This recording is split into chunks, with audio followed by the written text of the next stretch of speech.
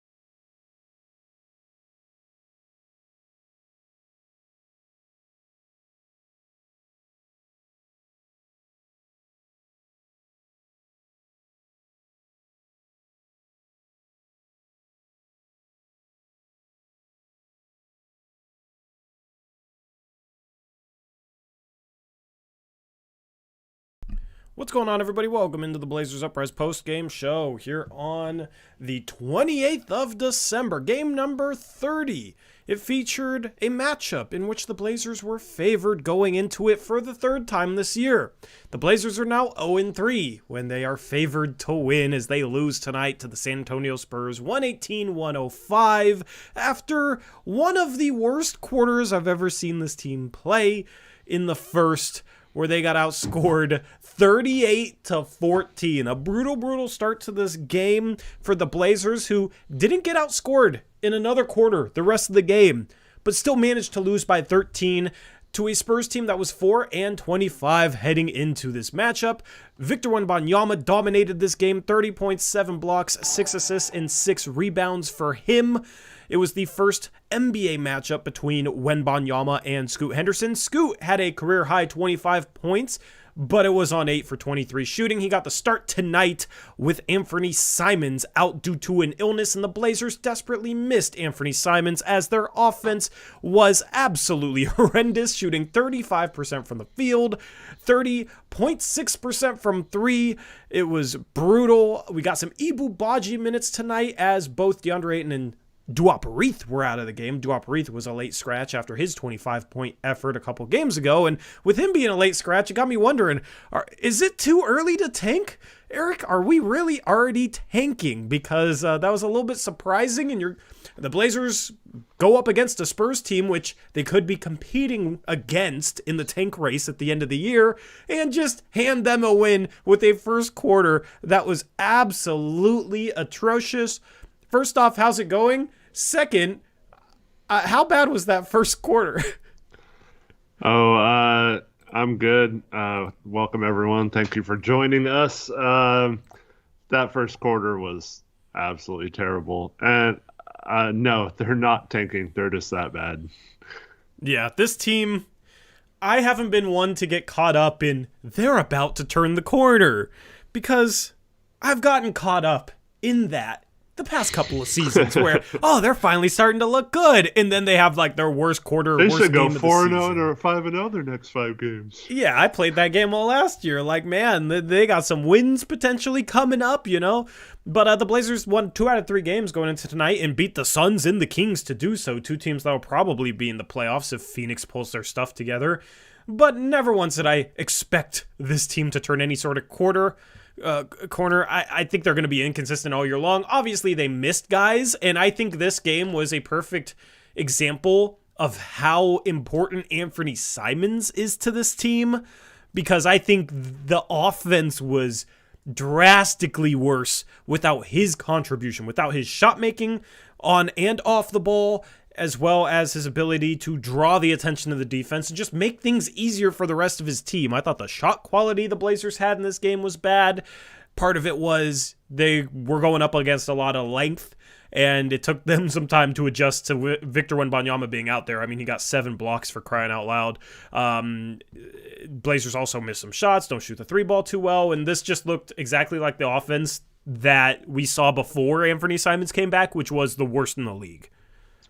Yeah, and I think I gotta blame the lack of screen setting and off-ball movement for a lot of it, because we've seen Reith now come in the game and have a huge impact on. He doesn't necessarily set the best screens, but the fact that he's such a willing 3-point shooter, you have to account for him, and that's been opening up driving lanes for Anthony and Scoot and Grant to get into the key and draw the other big man out a lot of times where they have to kind of account for where Reith is. And if they don't, he's been, trying to make him pay with that 3-point shot.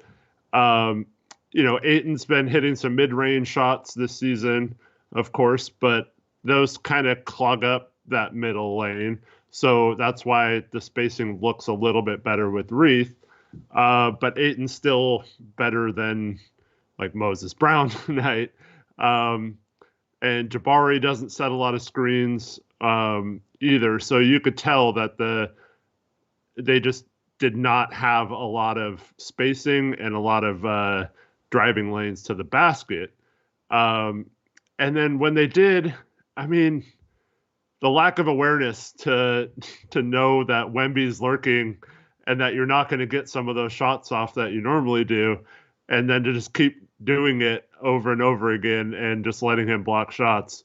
Man, I don't know. Like Moses in particular, yeah. How many times do you have to realize you're not going to be able to power up and lay the ball up with Wemby around? Like you're not going to be able to do that, Moses. Like, yeah, I think he got blocked twice on one possession, and like 3 or 4 times throughout the game were him just trying to outmuscle Wemby, and it didn't really work. But that's when this game, they kind of got back into it when Ibou Badji came in the game. He immediately sets 2 clean picks for Scoot, who gets 5 quick points and has a putback on a Scoot miss off a lay-in. And like you could tell the difference in the spacing with a big man that can just set a screen. And that's been desperately missing from this team this season, in my opinion. Yeah, I mean, Moses slipped a lot of screens, it felt like. Didn't really try and set any legitimate screens. And I will say this about Wemby, like, on one hand, can sit here and say have more awareness, but a lot of these guys play off instinct and kind of know based on your normal NBA rim protectors, like what they can and can't do, and that is completely thrown out the window with a dude like Wemby. It's a completely different calculation, and I felt like it became a situation where they were either getting blocked by him or they were overthinking because they were trying to account for the fact that this dude is absolutely massive. That's why I thought the Spurs were going to be better than they were this year, is because I think he's just an absolute game changer defensively. You talk about like guys on the offensive side of the ball that can warp the floor towards them, right? Like they have so much gravity. Just look at Steph Curry, right? You never really talk about that on the defensive end, but he kind of warps the game defensively because a lot of what would be there against almost any other NBA rim protector, he was able to deflect passes. He was able to block shots. Just an absolute game changer defensively. And on the offensive end, of course, was great as well. But I think Scoot struggled with it. I mean, he had a nice bucket early on. We'll talk about him a little bit later. But he had a nice bucket early on where he pump faked on Wemby and then went up and under. Good pace on that play. So there was a couple fleeting moments of being able to score, but you look at this team, like they're not a great three-point shooting team anyway. They're missing their best three-point shooter. Jerami Grant's their other best three-point shooter. He's 1 for 5. I know you had, Scoot 3 for 7. That's a good shooting night for him. Brogdon 6 for 8. Good shooting night for him. But like other than those two guys, Blazers couldn't buy a 3. Thibault 1 for 7. Mays 0 for 4. Ish Wainwright in 6 minutes is 0 for 4. He got Why a is that little guy bit on of the roster? I don't understand it. But the Blazers as a whole, 11 for 36 from 3. It's like if you can't shoot the 3 ball against this team with all their size, like you're in for a rough night. And they weren't able to do it on the interior or on the perimeter. They get 22 offensive rebounds and only score 105 points, which is absolutely wild to me. That's crazy. Absolutely wild. So they were not efficient from like any area of the floor. I took a screenshot at halftime because I couldn't believe this. So the Spurs were 5 for 20 from 3 at half, right? They only had 38 shots, Tori, and shot 50% from the field off of 5 of 20 3-point shots. Which means they were 14 of 18 from two-pointer in the first half. Like we did nothing to stop them on the interior. No defense inside, and we just got lucky that like Vassell I think was 0 for 5 at one point from 3 or something. Like he was ice cold. We're kind of lucky it wasn't an even bigger blowout than it was at that point. Those offensive rebounds and just the fact that they couldn't hit a 3 either in the first half is what made this even closer than it should have been. Yeah, their best bet would have been getting out and running the break. Eric, the Blazers had 2 fast break points. Nope. To the Spurs, 21. Yep. 0 at half. Yep. The Spurs only had 6 points off turnovers. The Blazers turned over the ball 13 times. The Spurs only had 6 points off of it. So it wasn't like they were getting a bunch of run-out buckets off Blazer turnovers either. That was just a concerted effort to run the break. You saw guys contest shots and then leak out and good hit-ahead passes. Like, you don't have to rely upon live ball turnovers going the other way in order to run the floor. But it seems like that's the case with this Blazer team that was supposed to play fast this year and that we thought was going to play fast this year, but for some reason hasn't. I mean, a game like this, to only have 2 fast break points is insane. We had a show on our second channel, Blazers Uprise podcast. You see the graphic on the left. Go subscribe to it. Link in the description box below. We had a show, our Monday, Thursday show, previewing this game a little bit earlier today, and I said a couple of the keys for the Blazers were turning the Spurs over. I said at least 17, maybe even 18 turnovers for the Spurs, because they turn over the ball a lot, and the Blazers force a lot of turnovers. The Spurs only had 11 turnovers. So that already, like, they needed to be able to get out and run, because getting length in space is what neutralizes length, right? If you just let them load up on you defensively, it's really hard to score at the rim. And I mean, it wasn't like we got good 3-point shots in this game either. You let a team with this much length set their defense, it's really hard to score against them. So I was hoping they would be able to force some turnovers, get out and run. They couldn't do that. But then there's another goal that I had that I'm forgetting off the top of my head. It was turnovers and fast break points. Yeah, 2 fast break points, 11 forced turnovers. That's kind of the game right there, because they have better defensive players than we do. We're out there running Moses Brown. Ibou Badji, I was impressed with him defensively. We'll talk about him. But they just simply have more length. They simply have better defenders, and the Blazers had to do something to neutralize that, and they were just caught playing in the half court against it all game long. They couldn't force turnovers. I mean, this was just kind of the... I set the stage for this game as the Blazers' lack of interior presence against a big Spurs team. That's one factor, but then the other factor is the Spurs turn over the ball a lot. The Blazers force a lot of turnovers. If they can get out and run, that neutralizes that. We saw the first thing play out. The second thing didn't play out at all, and that's why this game went exactly the way it did. Yeah, well, I mean, I was getting kind of frustrated. There was at least 3 times where Matisse gambled on a steal and his guy went backdoor for an easy bucket. And the broadcast made it seem like it was good that happens, because his gambling pays off so often that you give up easy baskets. It's fine. The trade-off between doing that. And I'm just thinking, like, our defense isn't good enough to warrant like trading off the bad stuff.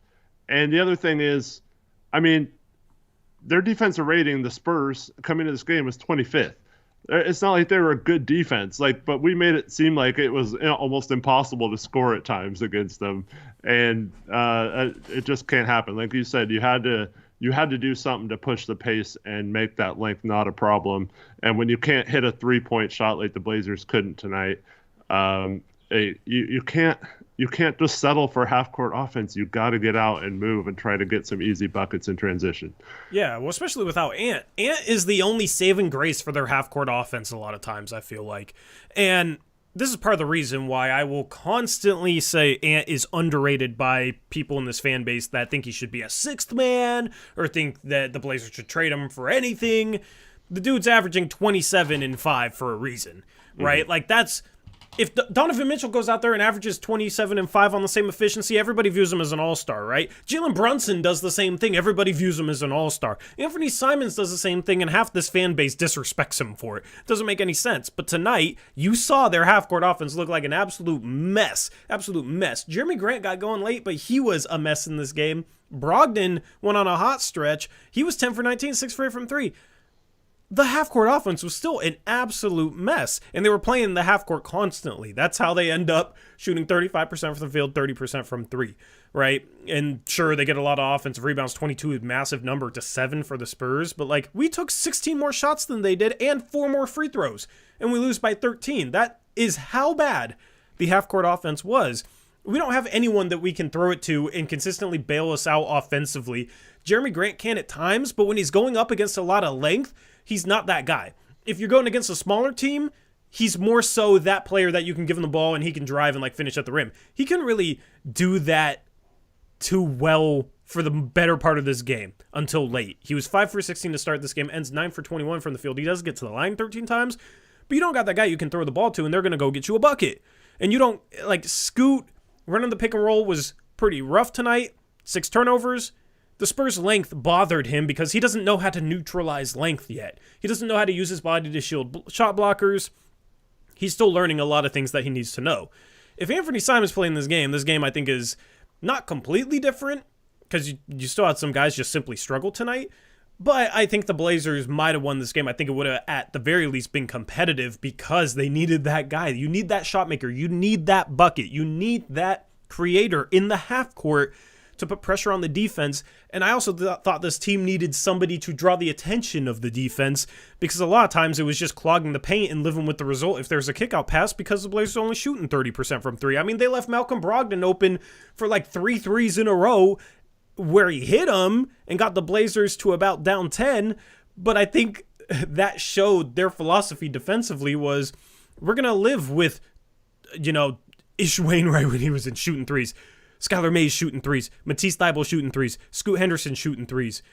Like Jerami Grant, 1 for 5 from 3. He didn't shoot well. Tamani Kamara, not really a 3-point shooter. Jabari Walker, in 30 minutes, didn't attempt a single 3. Like, you look down this roster and defenses, if they have a lot of length, they can play in a way where they let the Blazers shoot because they don't have a ton of great shooters on the team, where even if a Malcolm Brogdon goes 6 for 8, it's still not enough. And then you completely bottle everything up that goes towards the rim, and you hold a team to 35% shooting from the field. And it doesn't even matter that they out-rebounded you by 15 on the offensive glass, 15 total as well. It doesn't even matter. It was a brutal game to watch, man. The half-court offense, you need a guy like Ant. You probably need a little bit more beyond just Ant, but there's a reason why it was the last-ranked offense in the league, and then Ant comes back, and they finally start putting up respectable offensive performances with some consistency. And then he misses tonight, and the half-court offense is just an absolute joke. Yeah, I think a big part of that for me was just the sloppiness and just downright lack of carefulness with the ball by Scoot and Jerami tonight. I thought they were horrendous in the first quarter and really set the tone with their just carelessness with the ball. Play. Go ahead. First play of the game, Scoot, it wasn't even the length. He drives to the middle and just turns around and throws it right to a Spurs player, not even close to our guy. Like, he just throws it right to him, man. And then Grant tries to go and gets the ball stripped like 3 times in a row and has 3 turnovers in the first few minutes. Scoot tries to throw a lob, which was affected by the length of Wemby, but it has a turnover there. And then I forgot what else Scoot did, but he also missed 2 pretty easy lay-ins in the first quarter as well when he was getting to the basket.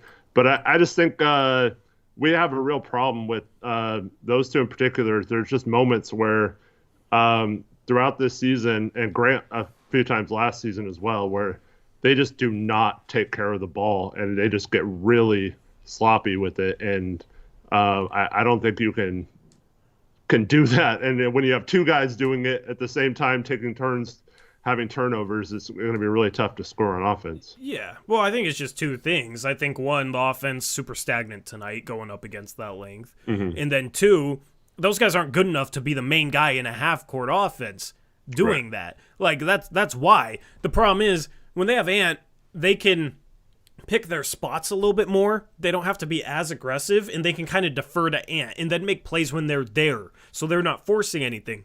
Without a guy like Ant, all of a sudden they have to make more happen, so they start forcing. And then it results in some sloppy plays, some bad turnovers, especially because you also don't have Ant's floor spacing out there. And they also didn't have Duop Reith's floor spacing out there. I think if Reith was in the game, being able to bring Wemby out of the paint, it would have made it easier for guys, because if you see Wemby around the rim, look for Duop on the perimeter, right? Like that's the way to neutralize shot blocking as well, as to have a stretch 5. That's why I like Reith. But you don't have him either. Both your centers you're playing, all 3 of the centers actually you're playing, aren't shooting threes, right? 2 of them are non-shooters, and that's Ibou Badji, that's Moses Brown, and then one of them is Jabari Walker, played some small ball 5, and he didn't shoot a single 3 in his 30 minutes today. So all 3 of those guys are allowing Wemby, and then when Wemby's out of the game, Zach Collins, who's a good rim protector, solid defensive player, those guys just get to camp at the rim and just load up on every drive. So it's just a combination of opponent in the matchup and then not having Ant, because I think it was clear from the jump, like Scoot and Grant went into this game kind of forcing some things, not reading the floor correctly. Whereas I feel like if you have Ant on the floor, they defer a little bit more. They're not so aggressive coming out. You need the guy to set the tone and to lead things. Fortunately for the Blazers in previous years, you had CJ McCollum with Dame, where if Dame was out, CJ McCollum was good enough to be that number 1 guy in a regular season game without Dame to kind of set the tone. The problem is, right now they got Ant, and then maybe without Ant, maybe Shaedon Sharpe on a good night can be that guy. But when it's Grant, when it's Scoot Henderson is your like main initiators, Malcolm Brogdon, like it's just not going to go well. So not surprised at all by that. They look to be forcing things more than in previous games, and I think that's due to Anthony Simons being out. So yeah, absolutely. I don't know. I see, like in the second half there was a play where it's just one play, so like take it for what it is. But when you're already like turning the ball over a lot, but there was a play where Jerami just hands it to Scoot and he just like fumbles it and there's a turnover and stuff. It's like that's not even driving or anything like that. They're just they can't even do a simple handoff between the 2 of them. Like it's just frustrating at times. Yeah, I don't disagree with any of that. 13 turnovers is like fine as a team, and I don't think it's any coincidence that those 2 guys combined for 10 of the 13. You could say like, okay, well, those guys need to take care of the ball better. I agree. But also, those are the only 2 guys, other than Brogdon, I guess, that you trust to do anything with the ball at all in this game. So that's why they have 10 turnovers, because, you're Tamati Kamara, Moses Brown, Jabari Walker, Ibou Badji, Matisse Thybulle, Skylar Mays was awful tonight, Ish Wainwright. Like, you don't trust any of those guys to do anything. So I think, you just didn't have enough shot creation out there to play in the half court constantly and play so stagnant. If you're moving around, getting guys open off screens, those passes are easy. And you can get some offense and spark some ball movement off of just running sets and running something. But when you're that stagnant, everybody's standing around waiting for the guy with the ball to do something.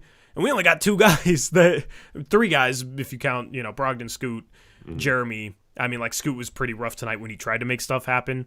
Yeah. Those are your only 3 guys that can do anything in those situations. So if somebody else has the ball, you're probably screwed. If Scoot has the ball, he's going up against Wemby, and like he's been showing some progress lately, but is still a rookie. He's still 19 years old. He's still going to have some sloppy moments. That was a bit of a problem last year in the G League at times too. It's just recipe for disaster. So, I mean, and it's not like I've been hard on Ayton all year. At least that's a guy that hypothetically you could just slow things down and give the ball to him 15 feet away from the rim or in the low post, and like he'll at least get a shot off. It'll be a finesse shot, a fadeaway, but at least he'll get something. But you don't have that tonight. If he doesn't have the inbound pass stolen because he didn't steal his guy.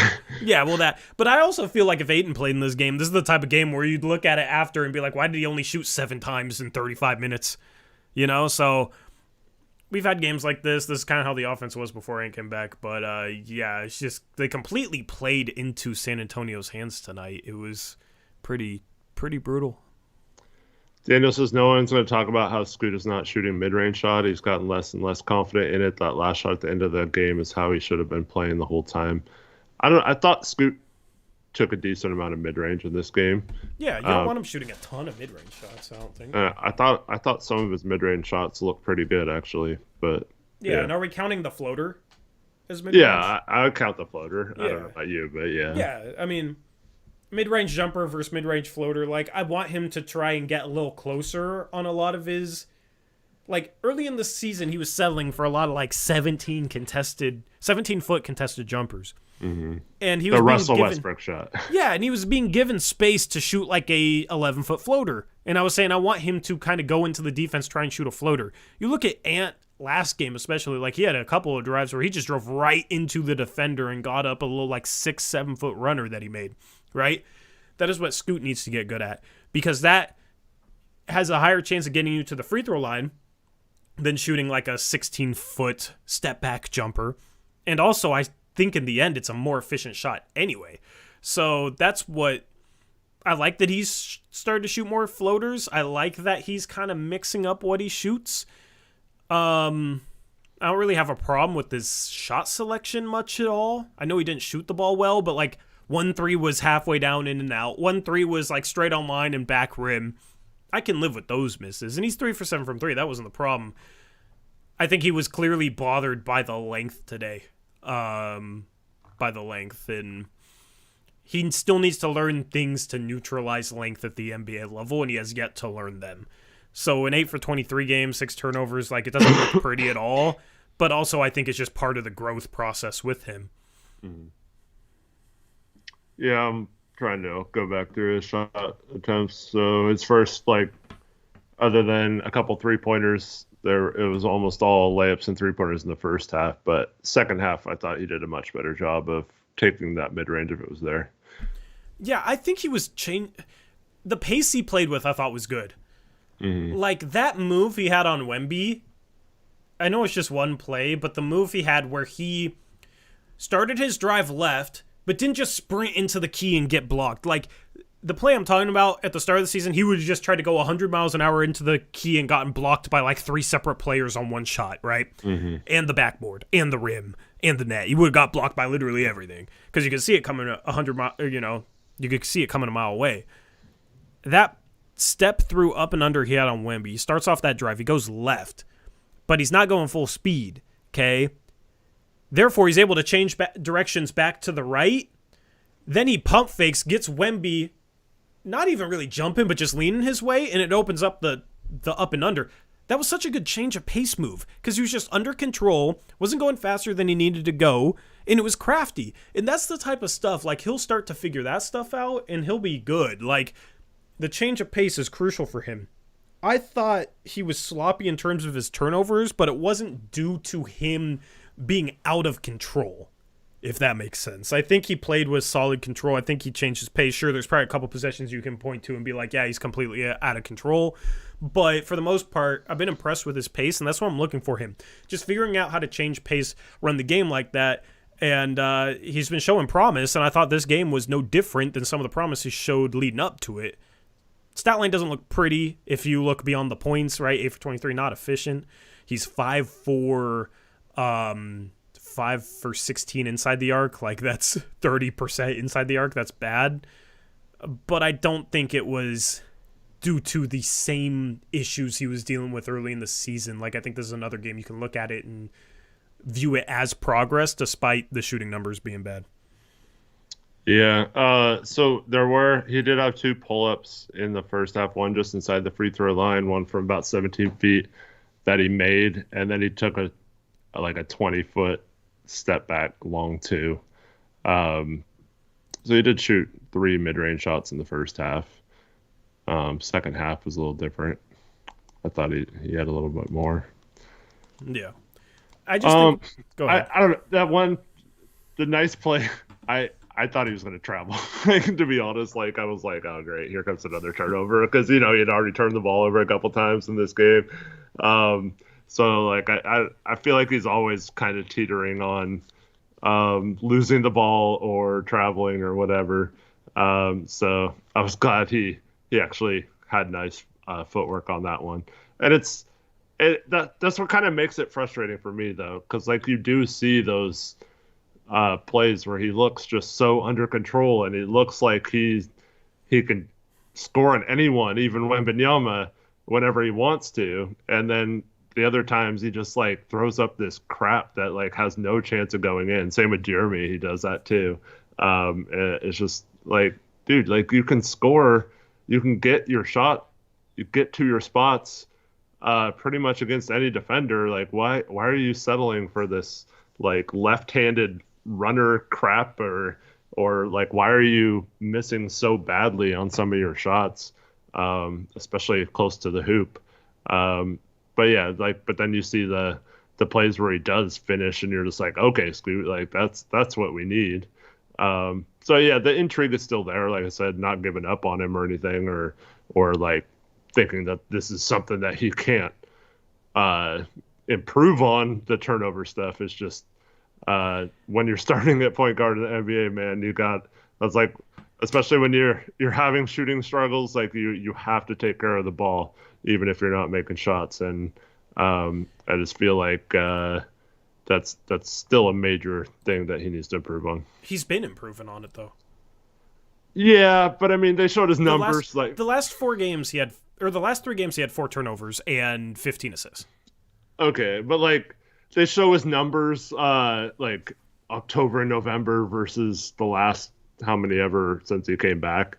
And it's he's got 0.2 less turnovers and 0.2 more assists or whatever. And so after tonight, the turnovers are going to be pretty much the same as before in the season. I think a lot of the reason why he hasn't had high turnover numbers, last game wasn't the case. He definitely, 11-1. You'll take that, of course, all the time. That's amazing. But I think a lot of the other games, he's just, with Ant back, he hasn't had to create as much as he was earlier in the season. Yeah, still though, averaged before his injury, the first 5 games averaged 4 turnovers a game. In the month of December, averaging 2.5. And I think that's with this game included. I'm looking at ESPN here, so that's improvement. Yeah, that is absolutely improvement. He's averaged 4.5 assists this month to 2.5 turnovers. That is better than having more turnovers than assists he did at the start of the season. He's playing under more control. I do think the turnover issue has improved for him. Tonight was rough, but at least tonight, if he was doing this every game, then yeah, oh man, that's brutal, right? Tonight you can look at it and be yeah, he's being thrust into a situation where he does have to create a little bit more, but then also B, he's going up against Jeremy Sohan and Victor Wembanyama and Zach Collins. Going up against a lot of length. And I think it was clear that he struggled to deal with it. As far as the turnovers, I'm looking for him to not turn over the ball by being completely out of control, because that was the biggest issue at the start of the year. I think he's checking that box. I think he's still going to have games like this. He had a 5 turnover game against Phoenix in the win that we had over them, right? But other than that, the other 4 games in the last 6, he had 1, 1, 1, and 2 turnovers. Right? So you have a game here, a game there where it's bad, where it's a little sloppy, where it's not dialed in. But you're also seeing games where he's playing under control and picking his spots well and playing with better pace. So I just want to give him credit for improving the turnovers. Tonight it was rough, but he has been making progress, and that's really, as far as Scoot goes, I'm just looking for progress. I feel like a lot of people with him are looking for instant results, right? They want to look at the end of the game and see like a really nice stat line where he shoots 50% with 27 points and 9 assists and only like 2 turnovers, so they can go on Twitter and say, see, look at this stat line, look how good it is. It's going to be brutal, I think, for the rest of the season, hoping for like consistent stat lines, consistent results. And I think people just need to view it in the lens of like just watching it for progress. There's certain areas of the game he needs to get better at, and even if the stat line isn't great at the end of the night, as long as he makes progress in certain areas, that's fine, given that he's a rookie, given that he's 19, because he needs to work his way into being that consistent high-level producer. And there's a lot of steps to go to get to that point. So it's going to be a rocky road, but as long as he's making that progress, that's what matters to me. That's why like game like this, 6 turnovers, 8 for 23, looks awful. You know, if you didn't watch the game or like just view the box score or on Twitter, you know, I'm sure there's people out there saying, look at the bust he is, look how bad he shot, look at the turnovers. But I still think he's been playing with better control as of late, playing with better pace. By all accounts, he works his ass off, and he also seems to know what he needs to work on.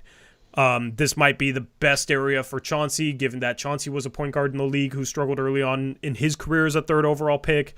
Like, I do think Chauncey's mentorship is good for Scoot, and that might be the only area where I'm like high on Chauncey. So I've been happy with Scoot. Even in a game like this, I'm completely fine with Scoot. See, for me, like I said, I'm not saying anything long-term about Scoot. And this is totally probably unfair to Scoot.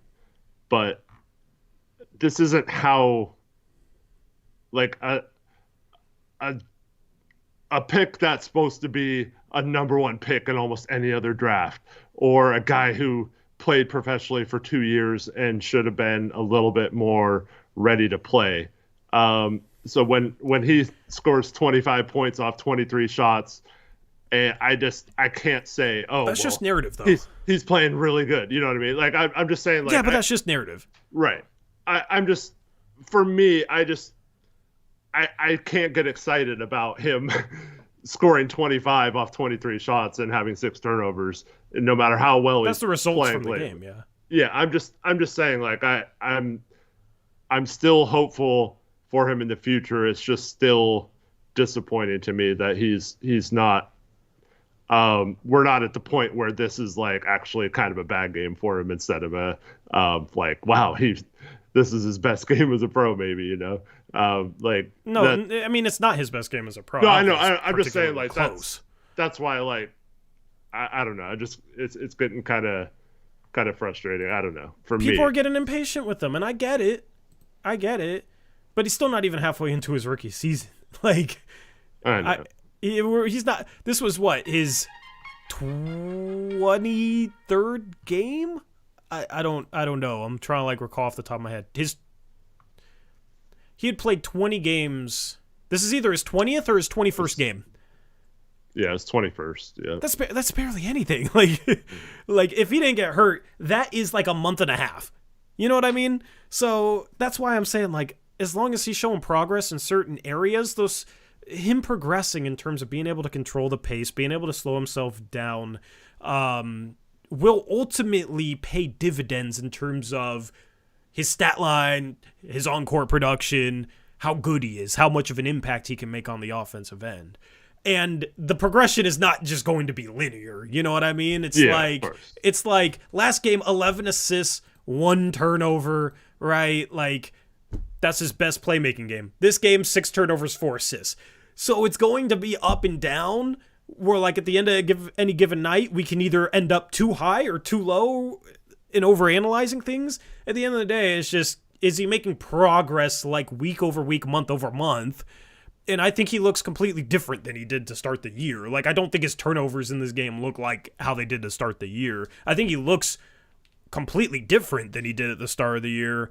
And it's like, at the start of the year, if he just had a game like this where he shoots 3 for 7 from 3, we wouldn't even care about the rest. Like, oh my goodness, he made 3 threes in a game. He shot 42% from 3 in a game. Like, thank goodness, right? Because he started the season 2 for 24 from 3. So, like, 3 for 7, that was our biggest worry at the start of the season. Like, man, his shot looks awful. His shot looks bad. Since he's come back with the goggles, he's been shooting the ball a lot better. And in this game, he's 3 for 7 from 3. So on certain nights, it's going to be certain areas of his game that really struggles because he's not going to be consistent yet, and certain of his areas of his game that look good. It's going to take him time to put it all together consistently. There's still a lot of steps to be taken with this game. But, like, he's showing a different thing each and every night. Last game, 11 assists, 1 turnover. Tonight, 3 for 7 from 3. Like, I think he's been changing pace, playing with a better pace. He's just showing me things that I'm not going to be too upset with some of the struggles, if that makes sense. Regardless of where he was drafted or the narratives going in. I guess while you were talking, I disagree. I thought tonight as a point guard, so I don't really care about the shooting. I care more about how it looks and if he's shooting it confidently and stuff like that. So it was good that he hit 3 of 7 from 3. But I felt as a ball handler and a point guard, tonight looked like it did at the beginning of the season. The last few games, it had not. We talked about this after the last game. I thought he was making some really good reads and throwing some pinpoint cross-court passes that were where I was hoping to see from Scoot. Tonight, I felt like he was terrible running the offense and as a point guard, and it was really bad. I didn't see any of the good stuff outside of some of his shots, some of his drives. But in terms of passing and running the point guard position, I thought this was his worst game in a long time. Did he have any jump passes where he got stuck because he was going too fast and had to jump so he wouldn't travel and then threw it right to a defender? I mean, he didn't have to jump. The first play of the game, he dribbles and just throws it right to the Spurs player without even, like, I mean, like, he didn't even have to jump to get in trouble. He wasn't even in trouble when he throws it back. He misread a dig. He misread a dig. Like, that's different than just putting your head down, tunnel vision, trying to get to the rim. No, the guy was just guarding the guy on the three-point line. He threw it right to him. He was leaning. It was Vassell. He was leaning and stepping towards Scoot. Scoot got probably one dribble too deep, but it was at the free throw line too. Like, it was a good defensive play. He stunted at Scoot and then read the kick out. Like, yeah, it's to him, but, like, that's different to me than what he was doing at the start of the year. Was just putting his head down, trying no matter what to get to the rim, playing way too fast. Then realizing he doesn't have a shot, he's going too fast to come to a stop, jumping up and, like, turning around the air and throwing it right to a defender. Like, that's a different turnover to me. Well, he did have a couple plays later. He did have one where he drove right into 3 guys and got the ball stripped and his head down going 100 miles per hour. Yeah, like, he's not gonna be perfect in that regard, but he's made progress in that regard.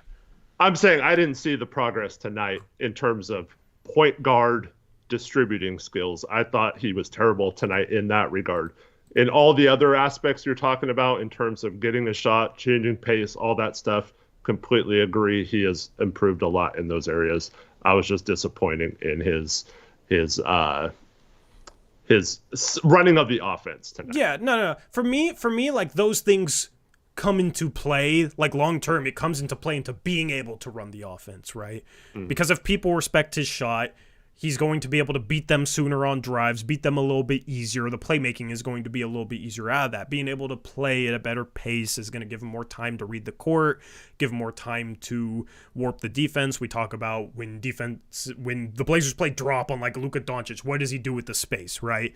Now, Scoot being a 6'2" guard makes that a little bit more difficult, but Chris Paul, how many times does he come off a screen, keep the defender on his back, slow down, wait for the big to get downhill, then throw a lob? How many times does he weave it back middle and force somebody else to step to him and create a shot for somebody else out of that?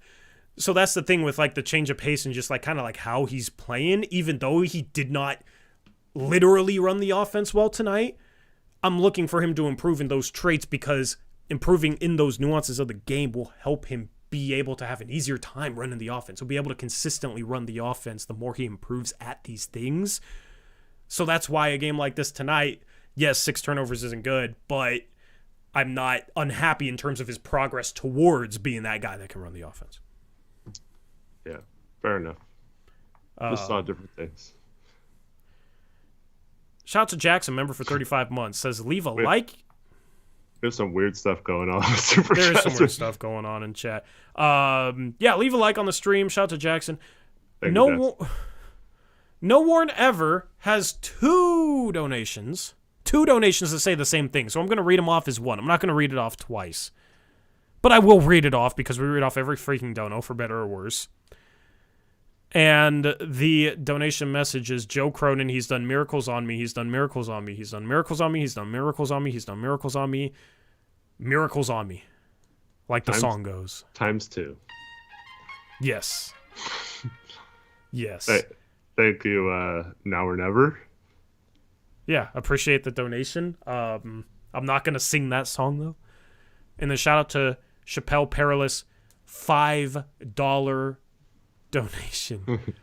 It's the same thing. Okay, I read it already. I already read all your guys' donations. Appreciate the donations. How many donations are we going to get with this message? Because that's 2 different people. What are we doing here?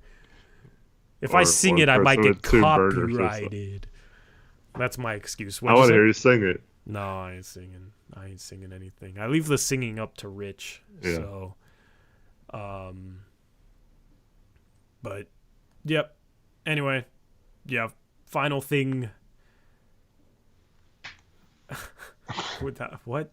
I don't understand what Rich is saying. Yeah. Final thing on Scoot. Like, he's gonna have games where he struggles, just as long as he's making progress, which I think he has been in previous games. Like, I'm not going to trip if he has a bad game. He can run the offense terribly tonight after a game like last game, and I'm not going to, like, really be too hard on him for it. I kind of just expect the pains to come with the growth. Yeah. You'd love to see him consistently do things, but I just don't think he's at a point yet where he can consistently do anything well. Maybe that's lower than expectations going into the season, but I think we've had enough of a sample size to kind of readjust our expectations in regards to what is good or bad, given how he started off this year. So at the start of the year, he was like consistently bad in almost every single area. Now, if he's inconsistent in every single area, that to me is already a massive improvement over what he was at the start of the season. So 21 games in, I'm not going to be too hard on him. I'm going to continue to preach patience with Scoot. It's funny because I was preaching patience with Scoot before the preseason, at the start of the season when he was struggling, and then after like a bunch of bad games in a row, there was one stream where I said, yeah, I'm a little bit worried about, slightly worried about Scoot, but I still think people need to be patient. The next game, Scoot had like his best game of the year, and people were getting on me like for saying I was slightly worried about Scoot. Mm. I mean, I think I've been very fair to Scoot in terms of preaching the patience that we should have with him. So for me, it was just like, okay, when Anthony gets scratched, Reith gets scratched, Scoot's starting, Sharp's still not playing, Aiton's not playing. I was like, that's what I was looking forward to tonight. That was the only thing, was seeing Scoot hopefully have another good game. So I was just a little disappointed. That he struggled at the beginning of the game. Yeah. I also think like spacing wasn't good tonight. Yeah, of course. It's not like he had too many talented offensive players to even create for. So when the rest of your team goes, 7 for... God, let me do the math. Because we were, 11? No, let me see. We were 11 for 36 from 3. Scoot was 3 for 7. So the rest of the team was 8 for 29 from 3, which is like 27%. As a team, we're like 30. So I felt like they did a good job packing the paint, playing to their strengths, which is the length. We played into their hands. I think it was just a coaching issue in a way. Like, I don't really have anything to rant at Chauncey about after a game like this, but you gotta try and not play into their hands. And that's just my biggest takeaway in general. It made things harder on everybody. You're playing into their hands. You're playing super stagnant. You're not getting out and running. You're playing into their length. So apparently there was some boos in the first quarter. Someone who was at the game said that their theory was that Chauncey purposely didn't call a timeout when the Spurs were going on a run because he didn't want to get booed. I don't know how accurate that is or not, but that's kind of funny.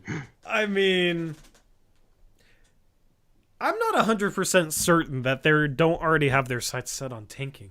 I mean, this game, like, I've been pushing back against this, but this game, they legitimately, like, did not look like they were prepared to do anything to win this game. Uprise, late scratch. Anthony Simons, like, illness, like, he's probably sick, right? But it's just like Anthony Simons' random mystery illness the day of this game, and then Reith, a late scratch. He is sick. He is sick? Okay, yeah. And I mean, Reith went through warm-ups, got hurt his back in warm-ups or whatever they said on the broadcast. Yeah, hurt his back. See, but something like that, you do have to wonder, because that's how it always happens. Why they would not sit Reith over Brogdon and Grant? Why are they playing Brogdon and Grant and sitting Reith? Because Reith is the perfect offensive guy for this game. I don't know. Like, I don't believe it, but it's just kind of... You know how it goes, Eric, is like fishy stuff starts to happen very slowly, right? And it was like the game after the All-Star break, right? They've been sitting on the plane. It's a snow game. That's why we're resting Damon Grant. But the game after, like, we're ready to go, right? I don't know. It starts to happen slowly. And going against a team like this, it's like you want Uprise to be able to draw Wembanyama out of the paint. You don't want to let him live in the paint defensively. So he probably did deal with some back issue in warm-ups. Like, I'm not definitively saying anything. I'm just kind of wondering out loud here. Like, it is slightly strange, but I can say 100% confidence there was no sketchy stuff. Ant is sick. Reith hurt his back in warm-ups. Okay, bro. It happens slowly though. Okay. Yeah. Sure. Yeah.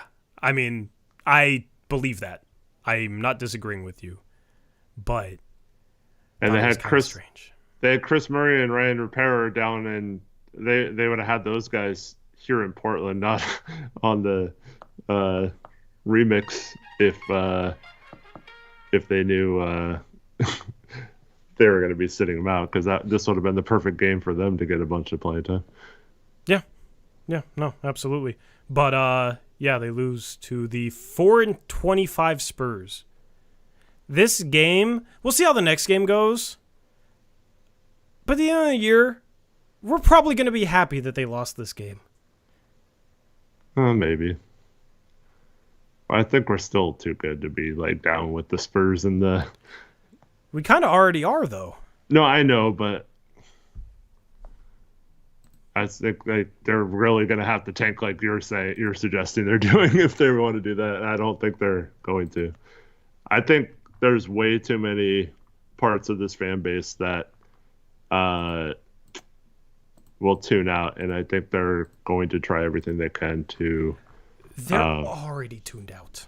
No, I know, but I just think they're really concerned this year, and especially, with the draft not being the greatest draft, it's still a lottery. So even if you do tank and get down there, and it's just miserable the rest of the season, we still at best only have a 14% chance at the number one pick and all that. So it's not like it's that much, and it's not like there's a Wembanyama prize for doing so this year. I just think all those factors combined make it very unlikely, unless it's like really towards the end of the season, that they'll purposely lose on purpose. I mean, they might just be that bad, and Billups might just be that horrible of a coach that they can't win some of these games. But I don't know. I don't think this season in particular, with all the things that went down this last summer, that they want to just flat out tank like they did the last two seasons. Yeah, I wouldn't put it past them, though. I wouldn't put it past them. I think they want Alex Sarr. ultimately, because you got to have a guy to guard Chet. You got to have a guy to guard Wemby. Wemby dominated them tonight. They're gonna take like Isaiah Collier or something, because they'd have to take the best player on the board. Isaiah Collier, man. I'm just saying, like I mean, what if we hear that? We just need talent, Tori, so we took the best player. I wouldn't put it past them either. But here's my thing with this team is like the stuff they've done over the past couple of years. You can't roll anything out, I feel like, in regards to how they're gonna handle stuff. I mean, I don't know.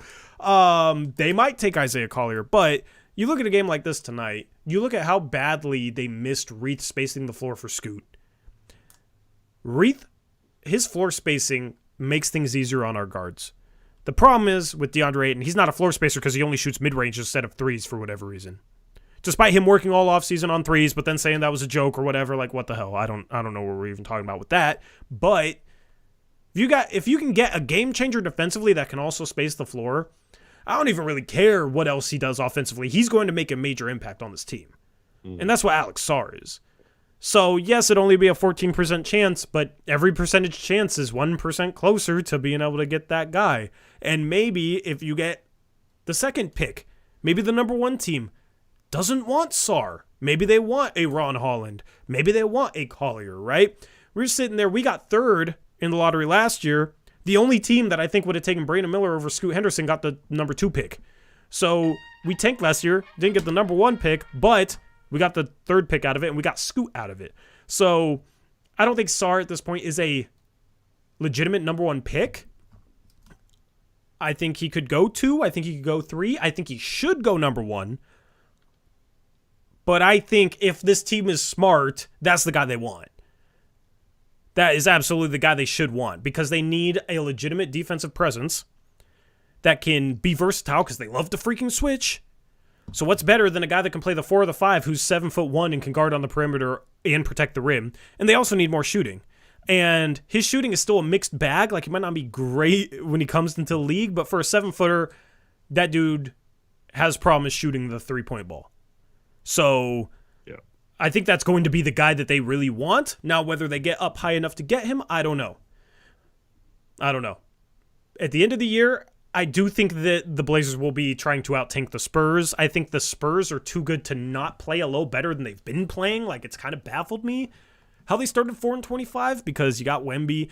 You got some solid defensive players. They've been bad defensively. I said going into this game, I didn't understand why the Spurs have been so bad defensively. I haven't been able to watch them enough, but like I literally said, tonight I'm looking forward to maybe figuring out why they're so bad defensively. And then and then we shoot 35% from the field. They look good defensively tonight. I still don't get it. So I think at the end of the year, this Blazer team will be competing with the Spurs tanking wise. Maybe the Blazers do turn a corner though. I'm not sure.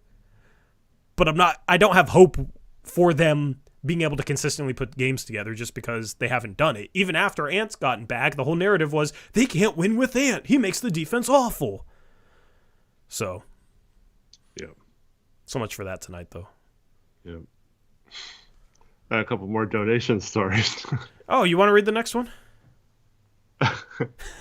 Now or never with another $5 donation. This time it's Chauncey Billups, who's done miracles on me. He done miracles on me. He done miracles on me. He done miracles on me. He's done miracles on me. Miracles on me. Good job. And the shout Michael Kroll, who broke the chain. Thank you, Michael. What's up, man? Says he has a $5 donation. He says the past few home games Chauncey has gotten booed during introductions. Is the rest of the fan base really as out on Chauncey as ours is? As like our community? Yeah. I mean, they were kind of out from the get-go, I guess. Yeah, a lot of those people hated the Chauncey hire from the jump, whether that was because they wanted Becky Hammond or because of the rape allegations, all that kind of stuff. So, yeah, there was a lot of people who have never liked Chauncey. And then last year, a lot of people started turning on him as a coach as well. Taylor knows what the Reddit crowd thinks. He's our Reddit reporter. Says the Reddit crowd is way out on him, I can tell you that. Yeah, Reddit's out on like everyone except for Ayton, though. So, I'm not sure if that's really saying much. That's interesting that he gets booed, though. That's interesting. I wanted to go to the game tonight. I wanted to see Wemby in person. But also now I kind of want to go just to see how bad it truly is. Well, if they are, like, tomorrow night, they should get a lot more views, right? You would think. I don't know, man. I don't know. Like, this fan base is... The majority of this fan base, I feel like, is checked out and just tired of the way things have been run. And if they're not tired with Joe Cronin, then they're definitely tired of Chauncey Billups. Like, there's nobody that's happy with both the jobs that those guys are doing. Maybe there's a few out there, chat. If there's any of you watching this that are happy with the job that both Joe Cronin and Chauncey Billups are doing, let me know in chat. But I feel like a lot of people have a lot of disdain for either one or the other. Or both. I have a lot of disdain for Joe Cronin. I don't think Chauncey's the right coach, but also I don't think he's, like, ruining this team at this point. Because it's not that good of a team anyways. And I don't think he's necessarily, like, bad for development. It's frustrating on a game-to-game basis with some of the stuff he does within a game, but outside of that, I don't know. Like, I want him gone in the future because I don't think he's the right coach to win a playoff series, but unfortunately, it's not time for that yet. Yeah, and it won't be this year.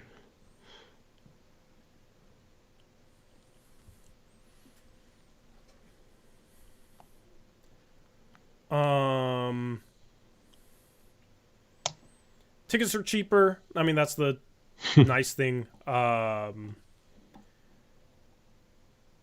we all agree now that Torrie, spelled Torrie, was right all along? I'm not going to read the rest of that because I'm slightly offended at the spelling of my name. It's only 5 letters. It's not too hard. It's also in the... I literally have my name in the description, too, if you look hard enough. So... what other players do you want to talk about, Eric? Ibou Badji. Oh, yeah. I'll let you, yeah, I know you've been waiting, so go off. No, I thought he came in and, like, it was weird because you could tell this team was, like, scared to go inside on Wemby after a while, and they were just in a complete funk, and I thought he came in and was the first player in this game that wasn't scared to go and box Wemby out and kind of battle with him inside, and thought he provided some nice energy. I was kind of disappointed that Chauncey took him out after 4 minutes because it felt like we were crawling back into the game. But I liked his effort and his just general movement. Like, we talk about this a lot, the stagnant offense. He was like moving around the whole time, like going to setting screens and rolling and then resetting screens and trying to set screens off ball for players that weren't ready to be screened for, but he was just running around, and then anytime a shot went up, he would immediately dive towards the hoop and try to go for offensive rebounds. I really liked his activity out there tonight. And I mean, who knows if it's anything more than that long term. I'm not trying to say he's like he should be starting for us or anything like that, but I felt like he was one of the only players in this game that actually seemed to leave some of their heart on the floor tonight, and that's all I kind of wanted to see when we're getting our teeth kicked in. I wanted someone to try to like fight back and try to do something about it. And I felt like he was the only one who was in the first half, at least. He's big and he plays big.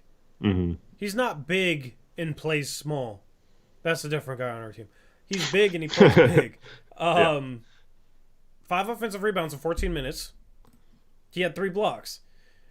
Like, he's decently mobile, it seems, for his size. Decently athletic. But then it's like he ain't scared, right? Mm-hmm. I think all of his points were off of putbacks. I'm not sure if I'm forgetting a bucket that wasn't. But he's not going to be a guy that shoots threes. He's not going to be like some super dynamic offensive player. But he has specific strengths. And the best role players know how to play to their strengths. Yeah. And when you're looking at a center on a two-way contract, like, he's better than I feel like people that don't know his game realize, because he's big and he plays big. He'll crash the boards hard. He'll go get offensive rebounds. He'll block some shots. I thought he was impressive in terms of, like, knowing when to go for blocks in this game. I thought he was impressive, like, positionally in this game. Yeah. Because it's one thing to block 3 shots and just be, like, chasing blocks like crazy, right? We've experienced that before. But it's another thing to go block a shot when you need to, but not be over-aggressive in trying to do so and giving up offensive putbacks because you're completely out of position because you chased a block and the ball came off the rim, or, you know, fouling or that sort of thing. Now, I think we need a much larger sample size to get a feel for if he, like, how solid he is at the NBA level, because guards will pump fake you, and even good defenders can get drawn into the air on pump fakes, and I still want to see him play against a team that can space the floor a little bit better than the Spurs, and I want to see him play in space a little bit more, because I think he can be somebody that can defend in space. But, like, the Spurs aren't a good team to see that. They shoot 28% from 3 tonight. You know, they're more of an interior team, and Badji's an interior player. He was the only one that could, like, bring it to the Spurs in that regard. I 100% agree with you. I'm curious what he could be at the NBA level. It's like we talked about, you know, we lamented Drew Eubanks as the backup center and not having another center behind that. Now it's like we had DeAndre Ayton and Robert Williams going into the season. And then we got Duop Reith and we got Ibou Badji. I like both Reith and Badji. Reith is obviously a lot more proven at the NBA level, and they're different players. Reith is offensive, Badji's defensive, but I think both those guys, especially Reith, of course, because I think he's already kind of made a name for himself, but I think both those guys could stick in the league. Badji's younger. He's what, 20? 21. I think he turned 21. 21, so he has time. But every team could use a center off the bench that protects the rim, blocks shots, and, like, has some mobility. I mean, just look at, like, how long Bismack Biyombo has stuck around the league. Why can't Badji be Bismack Biyombo at least? You know, so happy with the way he played tonight. 9 rebounds in 14 minutes, kind of crazy, especially 5 offensively. I like him, and his energy kind of changed this game. Yeah, it makes me wonder. I mean, obviously they liked Reith a lot. They like Skylar a lot. But why did they choose Justin Minaya over Badji this summer? I know he didn't have the greatest showing in Summer League, but as we know, there's a lot of bigs that aren't the best for Summer League.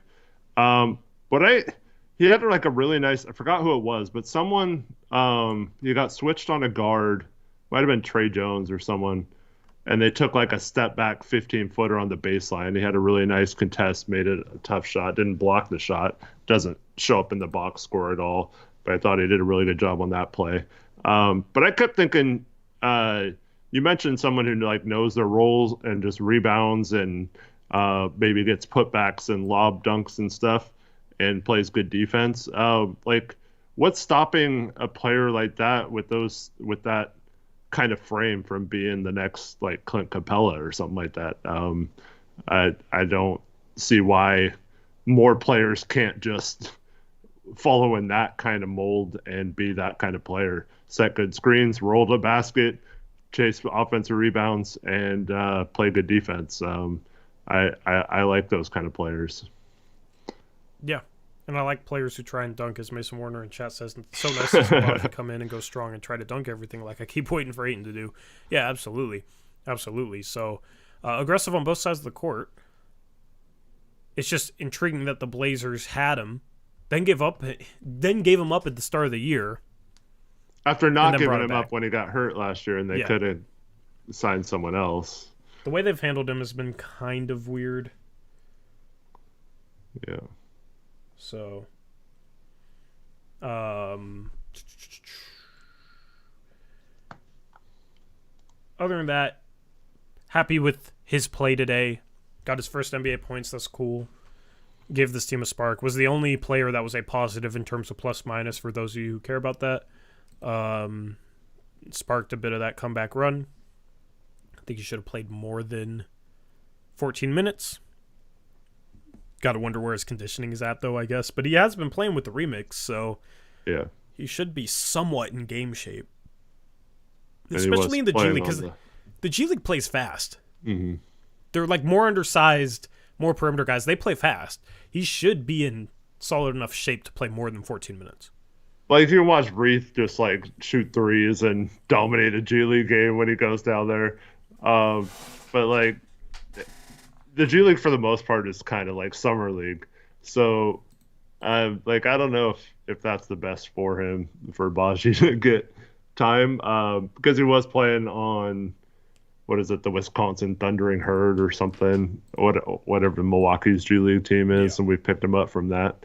But, yeah, I don't know if the G League's the best, but I don't think if we're fully healthy, he's getting that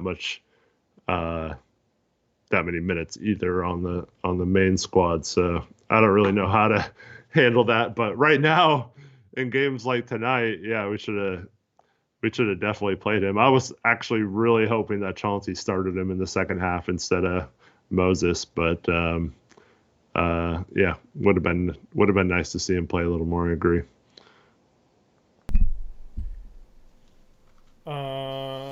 Who else do you want to get into? Do you want to say anything about Jerami Grant? He rebounded the ball today and he passed it. I mean, like 4 turnovers, but he had 5 assists. At least he had more assists than turnovers, because I believe on the year he might be averaging more turnovers than assists. So, 5 assists is nice, I guess. And that's probably the most rebounds he's had all year. He had a double-double. But I thought he was brutal in the first half. I thought he was absolutely brutal in the first quarter when the Blazers gave up that 38-14 first quarter. Defensively, he's nothing to write home about. We don't talk about his defense enough. I feel like I don't focus on his defense enough. It just feels like he never makes a defensive impact, man.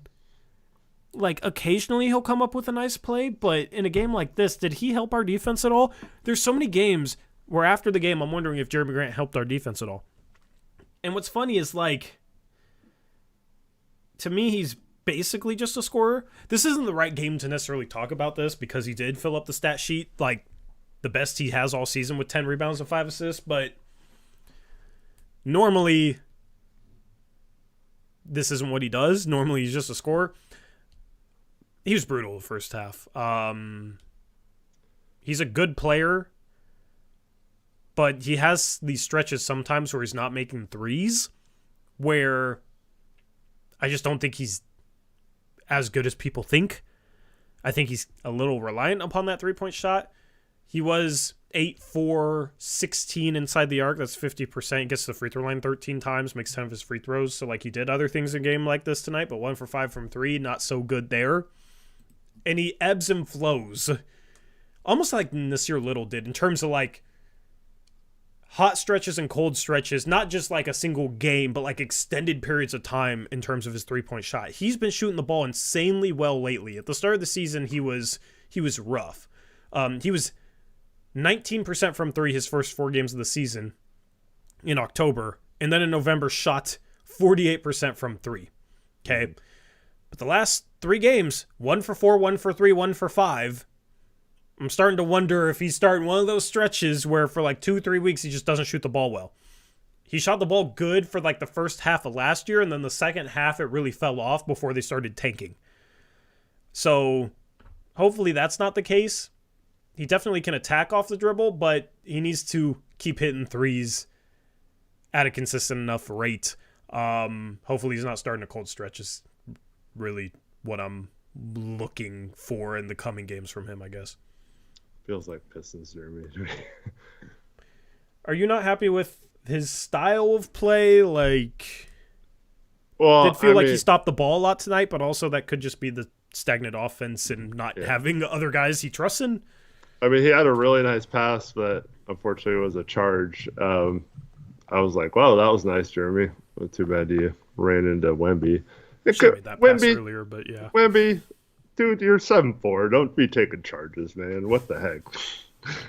you're gonna take charges like that on top of blocking like every freaking shot in the paint, dude. Get out of here. This is the first time I've ever heard someone say not to take a charge. No, I'm like complaining as like an opponent of his, like that's just unfair if he's like also taking charges.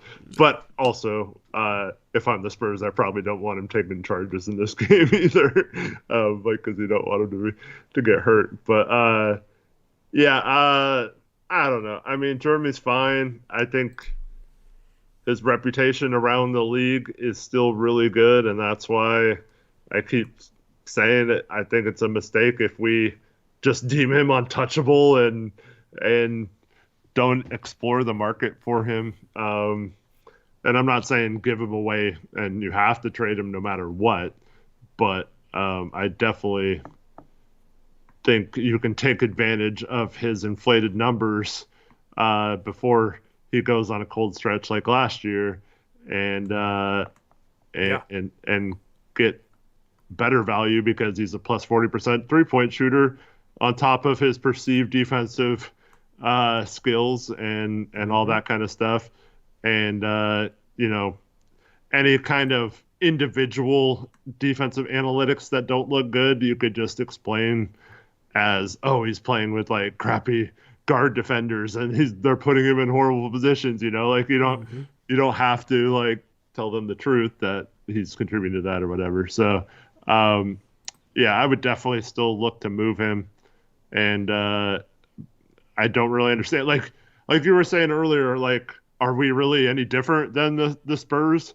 But like, anytime someone mentions trading Jeremy, like, there's all these people that say, "Oh, I don't want to be bad though. Like I want to like compete and be like Jeremy's like helps us stay relevant and stuff." It's like, does he though? We're not like, relevant at all. I know. It's like it's just weird. Like, okay, so like having 6 wins right now is like so much worse than having 8 wins. But with the 6 wins, you'd have like an extra first round pick and maybe another fun young player like Tamani to watch or something, I don't know. I hate the trade discourse already. We haven't really talked much in terms of trades, and I'm kind of cool with that because I already hate the trade discourse. Like, I saw a trade on Twitter. It was like Jeremy for Asar Thompson in a first-round pick, which Detroit should never accept, but then again, they're Detroit. They've and lost all these 28 in a Blazer row. fans are like, hell no. All these Blazer fans are saying hell no. Like, acting like it's a horrible trade for us. Like, how much value do you guys think Jerami Grant has if it's a terrible trade to trade him for the 5th overall pick from this past year's draft, who's a phenomenal defender, rebounder, like, has a lot of traits. Scoring is a work in progress, but he's 19, or maybe he's 20 now. Like, he's very young. And Asar Thompson. Jerami Grant's not worth the 5th overall pick and another first on top of that? So what, he's worth 4 or 5 first-round picks? Really? We only gave up 1 first-round pick to get him. Now, obviously, Dame recruiting Jeremy and Jeremy wanting to come here was a part of that, but you have to explore his value. It's malpractice to not explore Jerami Grant's value because staying relevant now and next year is irrelevant. What does it matter if we're the 11th or the 13th seed? I'd rather just, if we're going to suck and not make the playoffs or the play-in, if we're going to be a bottom 10 team, I'd rather just be drafting to the top of the draft, right? You want the young players to play well and you want to outplay being in the bottom 10 of the league. But in terms of like how you set things up, you need to put your eggs in the basket of the future, not the present. So if something helps the future but sacrifices the present, you should absolutely do it because the future is going to matter more than the present. Doesn't matter. Cool, we're better this year. We're 8-22. We just lost by 13 at home to the San Antonio Spurs, who were 4-25 going into this game. Like, truly, what does that matter? It doesn't. It doesn't. Maximize the future. We failed to put a good enough team around Damian Lillard. Let's make sure we can put a good enough team around Anthony Simon, Shaedon Sharpe, Scoot Henderson, whoever else we draft in the next couple of years. We already have stocked up on assets down the line in terms of a couple of draft picks. Why not stock up on more? Why not be able to be in play for a star player that's better than Jerami Grant when we're trying to contend? Because right now, we ain't close enough to even try to contend. We are so far away. So I do not understand the trade discourse so far this year. Yeah, and then a lot of those same people will want to trade Ant just for addition by subtraction. So yeah, he's younger. He's better. But they want to trade him because he hurts the team, apparently. I don't get it. I mean, the offense to me looks drastically different when he's out.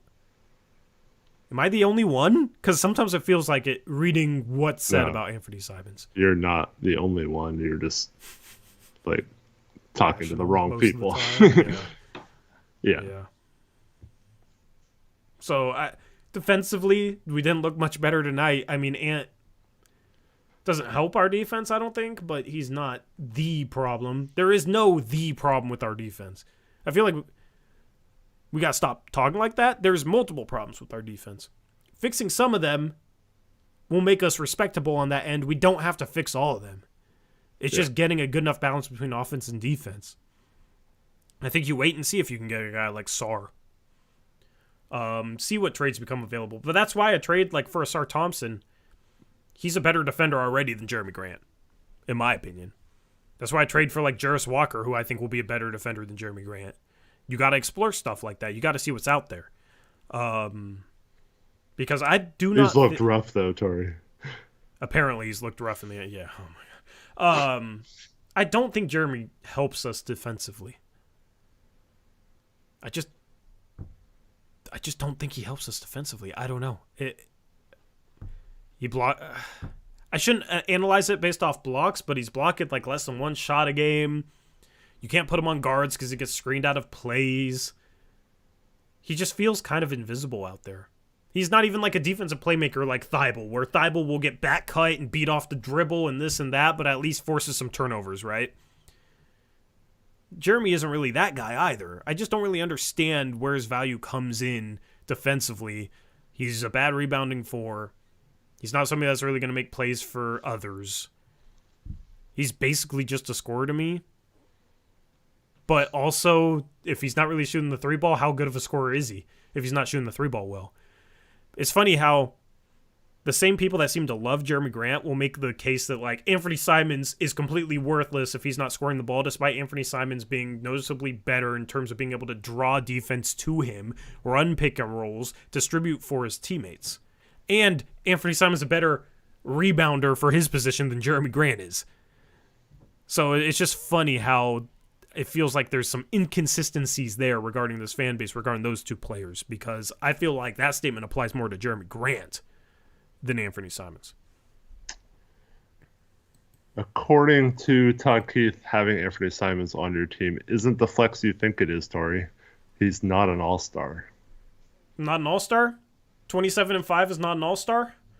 Oh, but see, what people say is, oh, well, his team is trash. That's why he's not an all-star. Okay, so when he averages 27-5, it's not good enough because the rest of this team isn't good enough?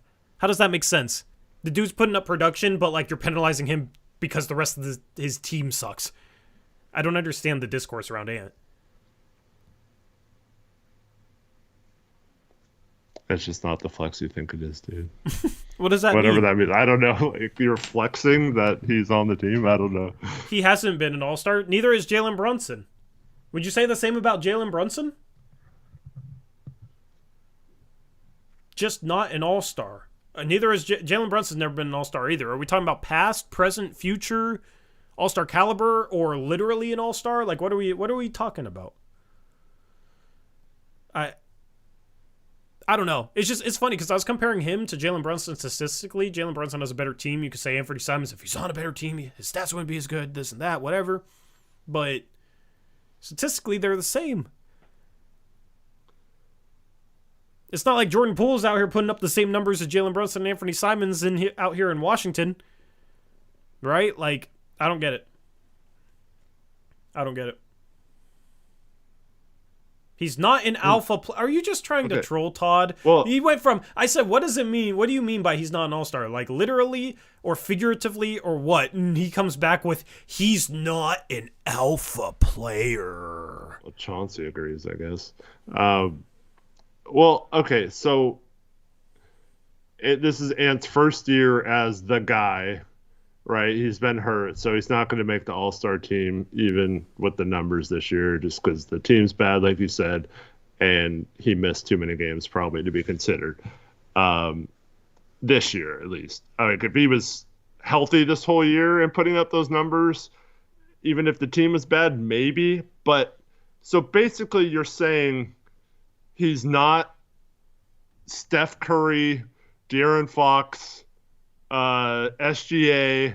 Speaking of De'Aaron Fox went on NBA TV and said, like, Anthony Simons had impressed him lately and might be the most improved player.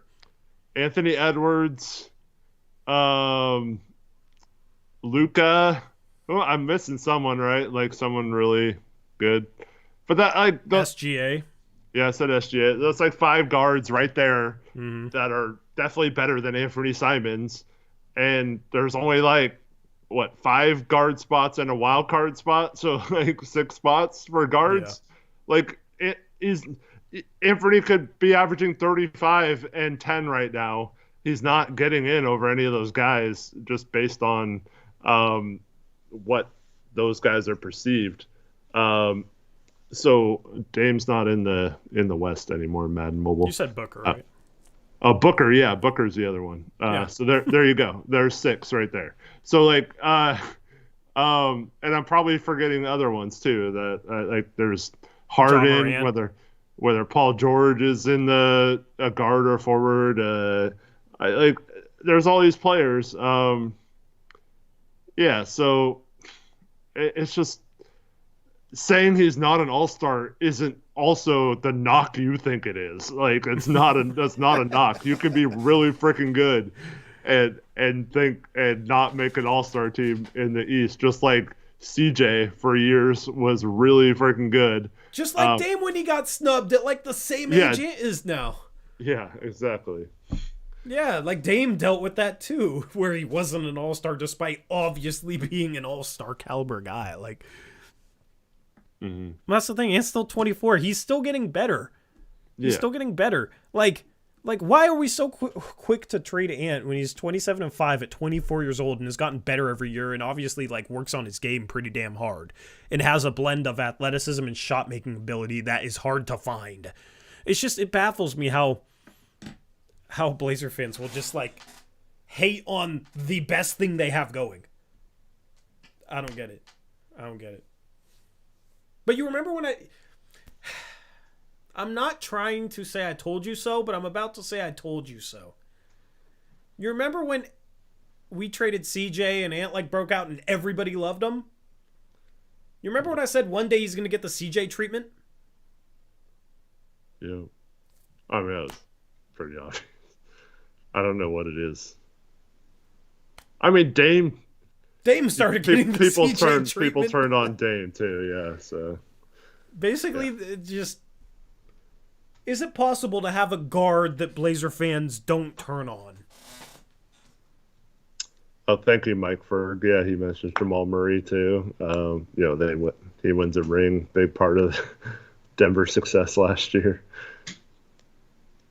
Yeah. Truly Spencer says he remembers when I said that. Yeah, it baffles me, man. He's the best thing we got going right now. Best thing we got going. We miss him tonight, and the offense is an absolute train wreck.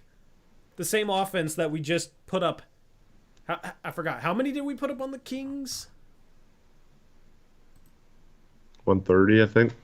Yeah, we go from 130 against the Kings to 35% from the field and 30% from 3 against the Spurs. I mean, that's the impact of Anthony Simons and Duop Reith, apparently. But the thing is, people complain about one-on-one play, too much one-on-one play. You got to be able to move the ball, but you also got to be able to have guys that can go one-on-one and create things. But it's people would rather have a worse team that plays less one-on-one ball, right? Because it's more aesthetically appealing when they suck. I don't get it. I've asked for more ball movement in the past. Well, hypothetically. Scoot's supposed to be like a pass first point guard, right? And we had like 4 assists in the first half, I think. Scoot plays one-on-one too. Like, I know. You know what I mean? It's like every good player is going to play one-on-one a bit. They're going to ISO a bit. Every good player.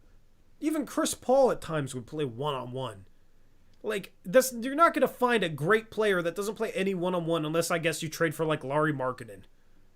Right? Like, you're not going to find a good guard that plays no one-on-one. They play one-on-one because they're good. Because they can make something happen out of it. And at times it's easier just to give them the ball and let them go one-on-one, let them create, than it is to run an elaborate set. But you got to be able to do both. And that's been my critique. I've always wanted teams with more ball movement because I wanted teams to be better.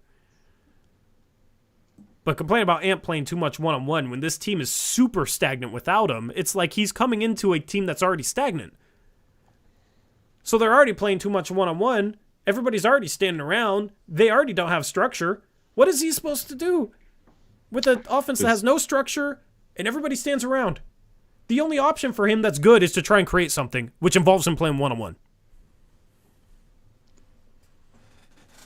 Yeah, I think if you just magically put SGA on this team instead of Anthony, like, people would be saying the same things about SGA. Like, we need to trade it. We can't win with another point guard that scores. Yeah.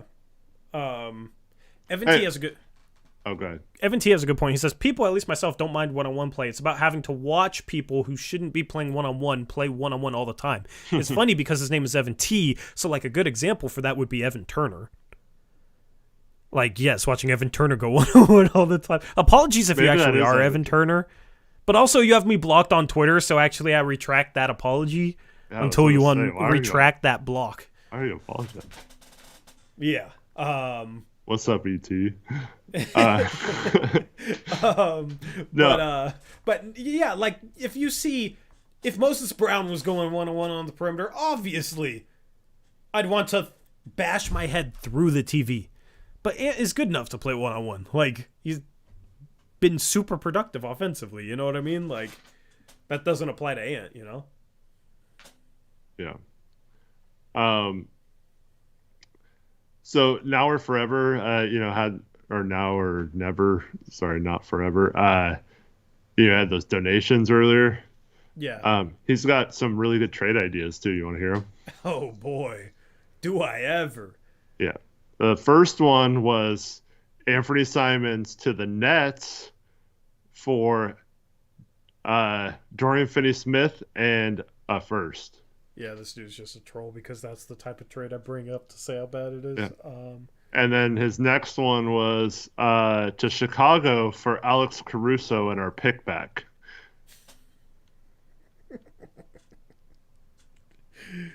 Yeah, see, this dude's a troll. I like him because he donated 3 times to troll, you know? Yeah. It's better than our normal trolls. But that You're is not accepting either of those? I am...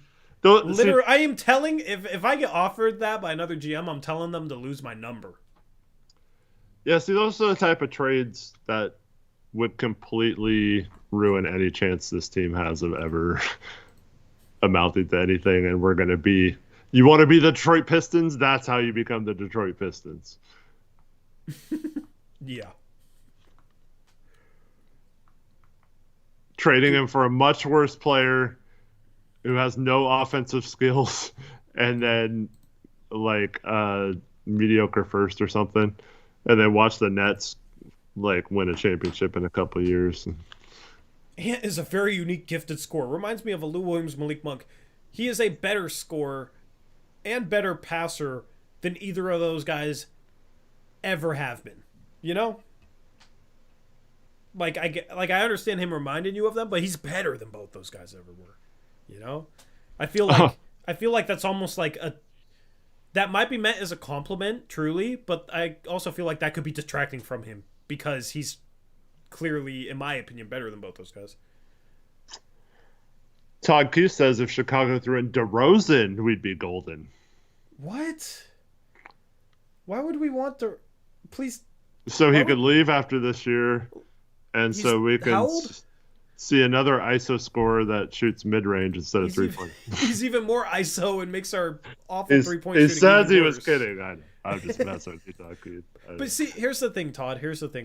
There's people that legitimately like would be cool with that because they think DeRozan's better, and they like want to be good now. I mean, like, the problem is I've seen enough BS out there in terms of trade ideas to not know if I should have taken that trade seriously. Like, I don't know, because I've seen some awful stuff.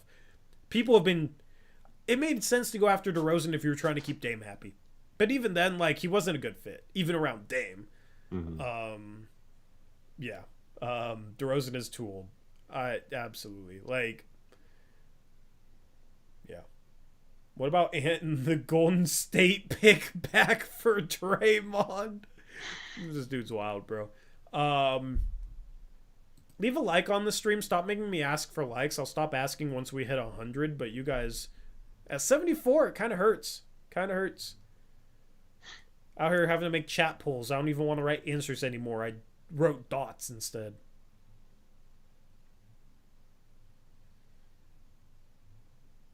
One has to go. Who you trading Tory Ant? One of who? One of what? You just He's been asking this question the whole stream. Okay, let's just say Ant, Scoot, or Shaden. Who's a forward that you would love to have on this team that you would consider trading one of those 3 for?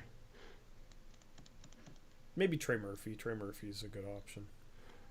All right, so let's say a team like the Pelicans was willing to give us Trey Murphy and, I don't know, like maybe a pick or something. And they said, we'll take any of the 3, Ant, Scoot, or Shaden. Like, you can pick which one you trade us. Same package for either of them. Which one are you trading to the Pelicans then? Which one would you they all suck, but I'm not trading Ant. They all suck to trade? Yeah, they all like that trade sucks for any of them. Right, yeah. But like it's hard to say because I wouldn't even think about it for any of them. You know what I mean? Yeah. Like, and I love Trey Murphy. Maybe someone better than Trey Murphy then. I don't know who that is, but I think if it's somebody you have confidence in being able to be like a top 10 or 15 player, I think you go with Scoot. Yeah, I think it's Scoot for me. Because Shaden and Ant, I think, will be better playing off of whoever that future borderline superstar is than Scoot. Mm-hmm. So, but it's like, you just wait. You just wait on all 3 of them. You just wait and see what you have 2 years down the line. You don't have to make a decision now. Yeah, I agree. I'd trade Scoot for Ingram. Todd, please tell me that that's a joke too. It's not as bad as DeRozan, but it's pretty not good. At some point, you have to consider downside. We always talk upside, but it is realistic to factor in possible downside. Yeah, everything's risk versus reward. Rich.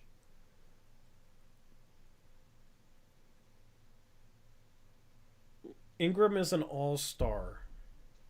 Cool. So we are the 11th seed this year instead of the 14th seed. What does that accomplish? We're not better for the future. That doesn't give us a better chance of winning a championship. If anything, that gives us a worse chance of winning a championship because you don't have the upside of Scoot. That's the type of move that is trying to pigeonhole the team as being a playoff team that isn't good enough to win a championship. That's what we've dealt with for years. Was we were good enough to make the playoffs. One year we made the Western Conference Finals, then we get swept. We were never like good enough to win a championship. We were never contenders. We were a playoff team that wasn't contenders. Everything we do should be to avoid getting stuck in that same position. Trading Scoot for Brandon Ingram is not that. You're lowering the long-term upside of the team for a player making more money over the next 4 years, who's older over the next 4 years, makes our picks worse over the next couple of years. Like, what does that accomplish? Because making the team better right now doesn't actually accomplish anything.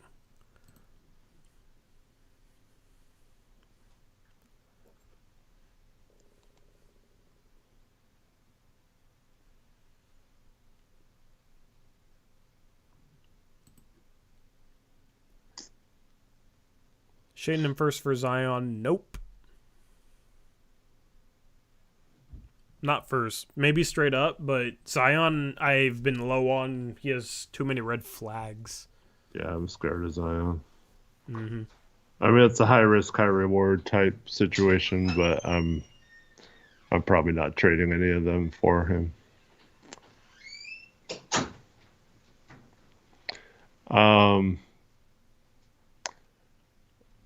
Now or Never wants us to trade to scoot to the Grizzlies for Marcus Smart, Gigi Jackson, and Kenny Lofton Jr., who's not even on the Grizzlies anymore. Man, oh man. Someone anyone could have signed a few days ago. Yeah. Anyway, you ready for Tankathon? Yeah, let's do it. Do you have a surprise? I have something new for Tankathon. Let's go. Okay, yeah. I got a little Tankathon overlay actually. Let me pull up Tankathon as the webpage, but about time I made an overlay considering we've tanked for like 3 seasons in a row, you know. Mm-hmm. About time I like set something up. So that is the tank picture as it currently stands. Portland in 5th place, 8-22, half a game behind Charlotte for 4th. Golden State lost today to the Miami Heat, who didn't play with Jimmy Butler. Like, Miami Heat were shorthanded, went into Golden State. I doubled down on the Warriors. Silly me. I had a good picks against the spread day other than that game, basically. What I finished? Like 6-3, and I lost my double down? I believe. Something like that, yeah. Yeah, so silly me, but good news is Golden State is back to 11th, tied with the Brooklyn Nets, and they are only 2 games from being in 10th. You also look at like Atlanta in 7th, 2.5 games behind Golden State. Could that pick get as high as 7? That would be awesome. Imagine having like 2 top 8 picks. That'd be crazy. Hopefully we could recreate what the Magic did when they drafted Suggs at 5 and Wagner at 8. Suggs at 5 might look like a little bit of a bust, but like he does a lot of good things and is still young. And then Wagner at 8 was a steal. Franz Wagner, that is, not Mo Wagner. Anyway. Let's simulate this thing and see if this overlay is good luck. OKC, Phoenix, Houston via Brooklyn. 11 is Portland via Golden State. 10 is Utah moving down a spot. That was Chicago moving into the top 4. I feel like they always have good luck during our Tankathon sims. Not in real life, though. Nope. 9 is San Antonio via Toronto. 8 is Memphis moving down 2 spots. Don't know who moved up.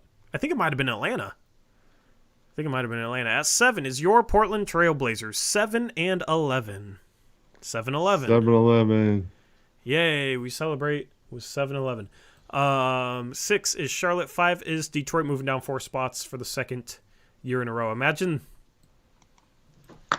they don't end up in the top 4 after a season in which they have at least a 28-game losing streak. That would be brutal. Absolutely brutal. At 4 is Chicago. At 3 is Atlanta. At 2 is San Antonio. And at 1 is your Washington Wizards. I don't know why I said your, but the Washington Wizards number 1. So I don't think the Wizards are anyone's your. True. I don't think I've ever interacted with a Wizards fan before. Any prospects you watched lately?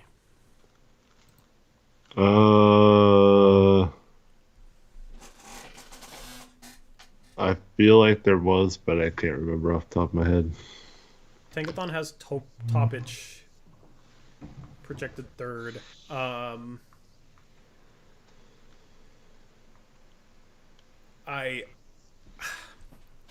I think I'm going to end up liking the guards a lot more than the front court players from this draft class, Eric.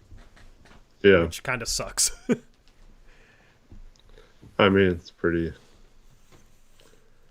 Don't blame you. Like the Kentucky guards, Shepherd, can handle a bit, can pass, elite three-point shooter.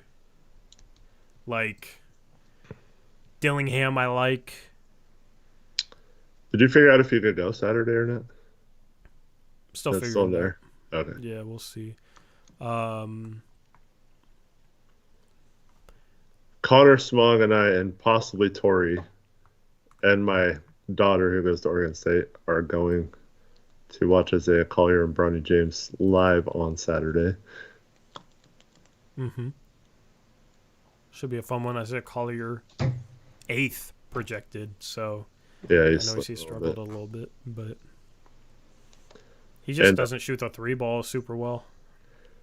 And Cam Boozer right now, he's only a sophomore, but he's in town here in Portland at the Les Schwab Invitational that Tori is very fond of, and just freaking dominating. Yeah, he's gonna be good NBA player for sure. Yeah, next year's draft is more interesting. This year's draft, I don't know, man. Like Ryan Dunn defensively is impressive. Just the dude dribbles around the perimeter. When he doesn't attack, he dribbles like he's a center that has no idea how to dribble the ball. Like that's scared to dribble the ball. With a guy like that, I want to see some offensive upside. He's impressive when he like straight line drives and decides to attack, but like the shot is brutal. I don't think he's ever going to be like a perimeter shot creator.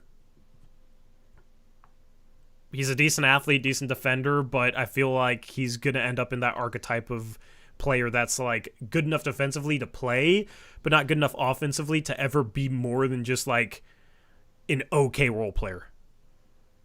Which I guess is fine if you're drafting him outside the lottery. I don't know. Yeah. I don't know. But that's like the reason why I didn't like Isaac Okoro when the Cavs drafted him 5th, and like he hasn't proven to live up to that draft billing. So like that type of player, I'm okay with drafting him like the later you get into the draft, but lottery feels kind of high. This draft, I just don't think there's a lot of upside, which means I think I'm going to value like upperclassmen more, that I'm confident they can come in and like have an impact and maybe have some sneaky upside like Jaime Jaquez does. So good example of that, Tristan Da Silva. Was watching some of his tape. I mean, he's 6'9". He's not like a great athlete at the NBA level, but he's skilled. He can shoot the three ball. He can pass a little bit. He's crafty, uses his body well, has size. Laparith-esque. Yeah, a little bit. I think he has more. I don't know. I think he has a little bit better guard skills than that. He's a little bit more of a forward. But like I think he'll come in and offensively be a good enough player to see time wherever he ends up. Dylan Jones is a guy I'm going to be keeping an eye on. Weber State, so where Dame went, but he's big, physical, NBA body. Interested to see how tall he is. Yeah, I think that was his problem last year. He's like a power forward type game style, play style, but in like a wing body. Yeah, I just think it comes down to him knocking down threes at a high enough clip. So I know that's been a knock of his, I believe, and 35%.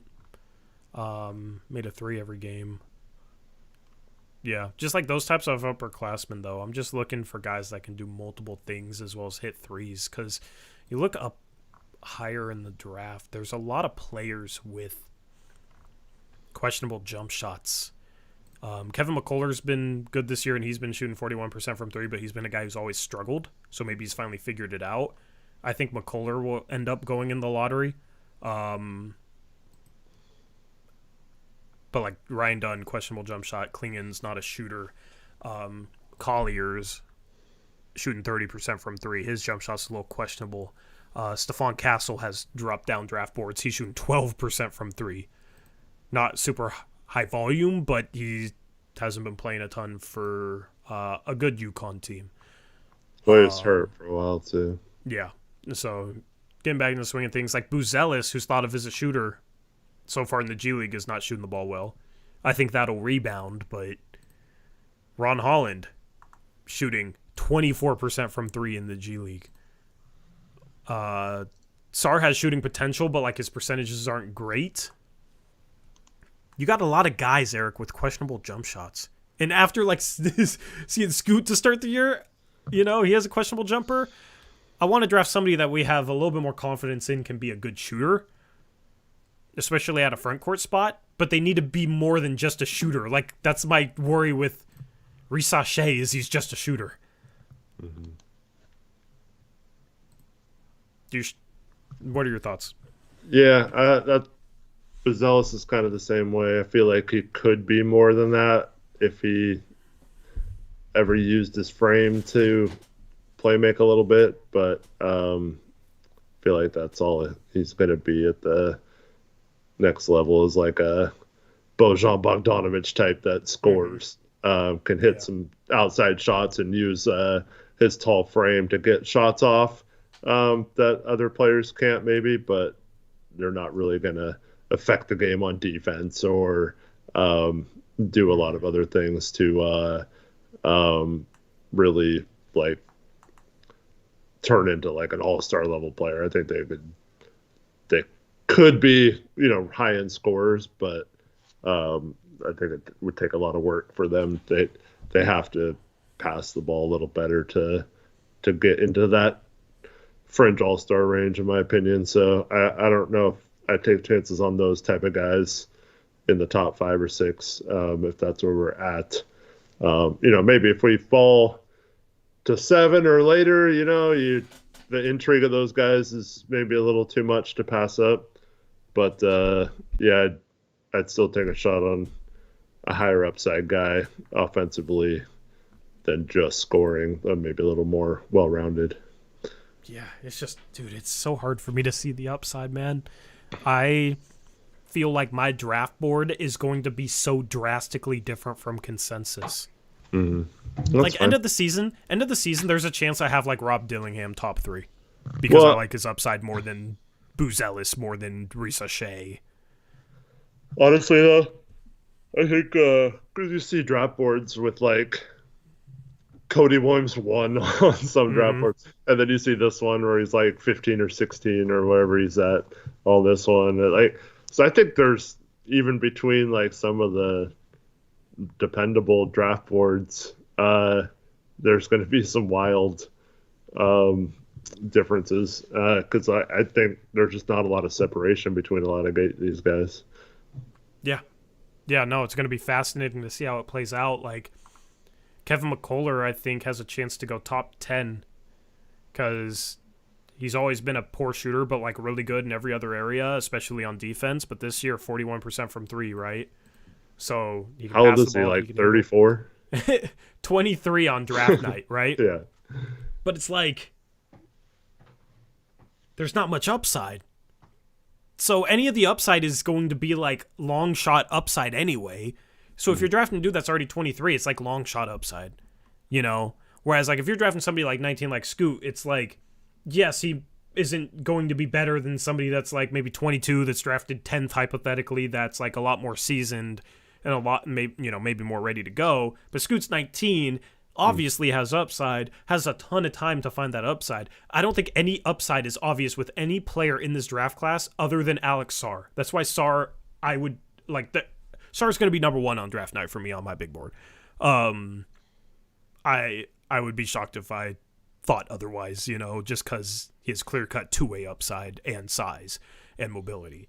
But like Kevin McCullough, can he be a guy that can shot create, pass, defend, like have a lot of upside as being such a good, well-rounded player that he has like an all-star caliber impact? Maybe. You look at what like a Derek White is doing this year in Boston. He's getting some all-star love, that type of player is very valuable. But also, I can't help but wonder if Kevin McCullough is just going to be the next Jarrett Culver.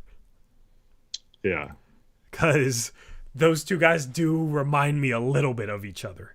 Mm-hmm. Culver wasn't a 4-year player at Texas Tech, but I don't know if you can trust the shot with Kevin McCullough. And then he's not like a freak athlete or anything, so if he's not that good of a three-point shooter, will he be able to create effectively off the dribble?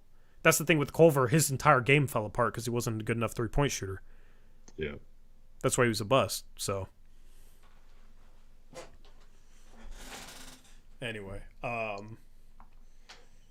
you have any thoughts on anyone else? I kind of like Tyler Smith. I'm intrigued by his upside, especially if he measures close to 6'10", 6'11". I've kind of been impressed with him more so than some of the other players on that team. Yeah. Him and Babacar Sane. Babacar Sane? Who? You don't know about Babacar, man? No. Yeah. Is it? He's on the G League tonight too. Baba. How do you spell it? It's spelled like Sane. Sane. Oh, I recognize that spelling. What? How is his first name spelled? I think it's Babacar or something like that. Yeah, I've never seen that. Yeah, I'm gonna watch the G League when they come to town in less than a month. Looking forward to that. And try and catch their games later on in the year. I need to catch them when they play the remix though. Like they already played them on the road. They played them twice in a row, yeah. Yeah. So I missed those games, but I don't know. I'm not like super enthusiastic about watching the G League Ignite because I'm starting to really not trust in their ability to churn out NBA players. Right. So I don't know. Yeah. What's the frustrating thing about Sar too is like he had a pretty good game last game he played, but he only played like 13 minutes, and it's like, what the heck? Yeah. Yeah, watch a whole NBA game to scout him and only see 13 minutes. That sucks. I've legitimately never watched PJ Hall. Have you ever watched PJ Hall? I saw a Clemson game. I forgot who they were playing. It was like a couple weeks ago. Hall didn't play bad. For me, it's like I've never watched this dude play, and he's older. He's 22 on draft night, but given the lack of upside, just looking at his stats like a casual, 6'10 and a half, 21 points per game in 28 minutes, 40% from three. I don't know. That's kind of intriguing. Like statistically, that's a guy I need to watch to see how I feel about him. But Kwame Evans went off tonight. I feel like the draft board is going to be completely different at the end of the year. I feel like what we have right now in terms of like this Tankathon mock draft, his latest game isn't on here, by the way. He just had a big game tonight. I feel like this draft board is completely irrelevant in terms of like the rankings of prospects because the guys at the top aren't separated from the guys down here maybe in the second round like they normally are. Like this draft is just a crapshoot. I am not high on this year's draft at all. But fair enough. But there's still time. I'll find a player or two to fall in love with and then get mad when we draft Chris Murray and Keegan Murray's little brother over him. And then don't even play him.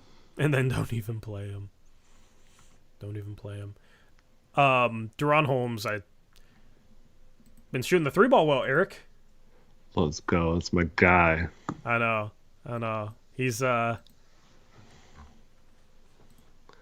trust your scouting ability, and that's the one thing I was looking for from him is being able to knock down that 3-point ball, which he's doing. So that's nice to see. It's weird seeing Hunter Salas on draft boards, but he's athletic and he never could shoot the ball at Gonzaga, but at Wake Forest he's been shooting the three ball well, Eric, and he can defend. Didn't he just refuse to shoot threes, or is that someone else? he kind of refused to shoot threes. Like and when he did, he was absolutely broke. I thought you had a guard that like shot like no threes. Yeah. Yeah, Wait, Hunter was that him? Sallis. Yeah. Yep. Okay. Yep. And then he transferred out. But he was always like really impressive defensively and like solid athlete, 6'4", 6'5". It was always, and he was like a borderline top 10 high school recruit. So he was like a 5-star, came to Gonzaga back when we used to get 5 stars for like 2 years there. But then just like didn't shoot well enough to be anything more than just like a energy defensive player that didn't play a lot. Then he transfers out to Wake Forest, which is obviously much worse than Gonzaga. He's been shooting 5.5 threes a game at 37% and 78% from the free throw line. So with his ability to defend and hit threes and like being a decent athlete, like he's a guy that if he continues to shoot the 3 ball like this, you could see him climbing into the back end of the first round. Yeah. Kind of reminds me of a guard version of Josh Minot. Yeah, I kind of see that. Minot just never a good enough shooter. I didn't really understand the love for him because he got a lot of love around his draft that I didn't really understand. I think apparently the Blazers wanted him. Yeah, apparently. Yeah, maybe they would have drafted him instead of trading that 46th pick. But Minot hasn't really turned into much at all. Bobbin Miller, 6'11", I mean, okay shooter. I feel like a team will be enamored with his perceived upside just given how tall he is. Yeah. With his skills and like fluidity and take a chance on him higher than the second round. Mm. But yeah. The Walmart Evan Mobley. Everybody in this draft is a Walmart someone. So yeah, this draft we should just do the NBA draft stream from Walmart this year. Yeah. Maybe even Kmart. But Kmart's not around anymore, I think too. Okay, buy Mart. We'll do it from a defunct Kmart parking lot that's now like an apartment building or something. We will make Mike Barrett proud and do it from Buy Mart so that they keep paying him to do their commercials. But yeah, I don't know. I'm just so bummed out that I don't like the forward prospects in this draft class. Like, when are we going to get another Jason Tatum? Oh, it's Cooper Flagg next year. Yeah.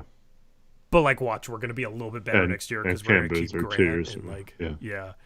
But that's the thing last year. It's just like, man, I wish there was a Jason. Because I love Jason Tatum coming into that draft.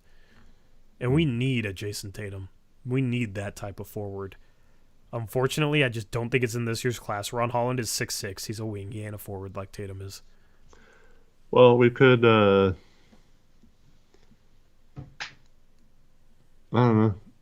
We could trade for someone like that Trey Murphy trade idea. Maybe we have a high enough pick and New Orleans likes someone that we use our pick for a trade like that.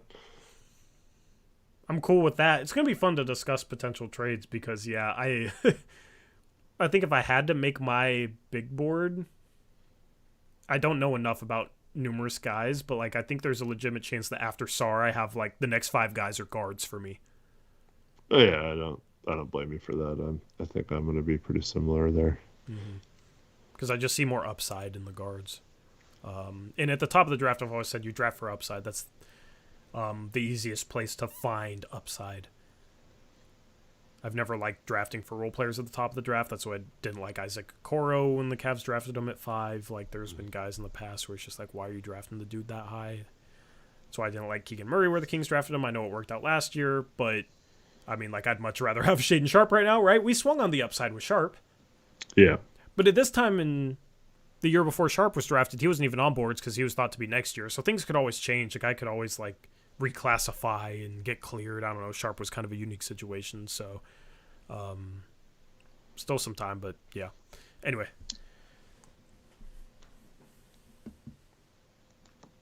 Chat, we will check in with you before we wrap things up. Once again, this stream is brought to you by BetUS. Link in description box below for 125% deposit match if you want to get in on any sporting action. You got the Blazers versus the Spurs tomorrow that you can bet on. Bunch of fun NBA games that you can bet on. We've been doing good in picks against the spread. And the college football playoff is coming up starting on Monday. You got the semifinal game. So if you want to bet on that, use that. Link in the description box below because you'll receive 125% deposit match. Minimum $100 deposit. That's Beavs play Notre Dame tomorrow. What'd you say? Beavs play Notre Dame tomorrow.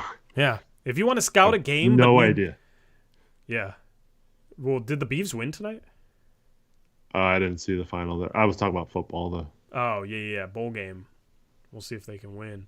But honestly, that's a no great one's way. playing for either team. Yeah. Yeah, it's kind of a shame how things have gone that way. Like, bowl games, unless it's the playoff, don't really matter, which is why it makes sense to expand the playoffs to 12, given the guys that drop out of games. But if you guys want to scout games, that's a good way to get yourself intrigued in the actual game is by maybe placing a bet on it. You know, obviously bet responsibly, but that's a good way to keep you entertained if, it's a little bit of a drag. Because BetUS has college sports. They have overseas sports. So you can place a bet on pretty much any basketball game. It's awesome. The Bruins won. Yeah, I was looking at that box score. I saw the Oregon State Beavers 8-3. I was like, oh, they're 8-3. And then I looked at their schedule, and it was like their best win was like Utah Valley. Yeah. They beat Linfield. Good job. They beat Linfield.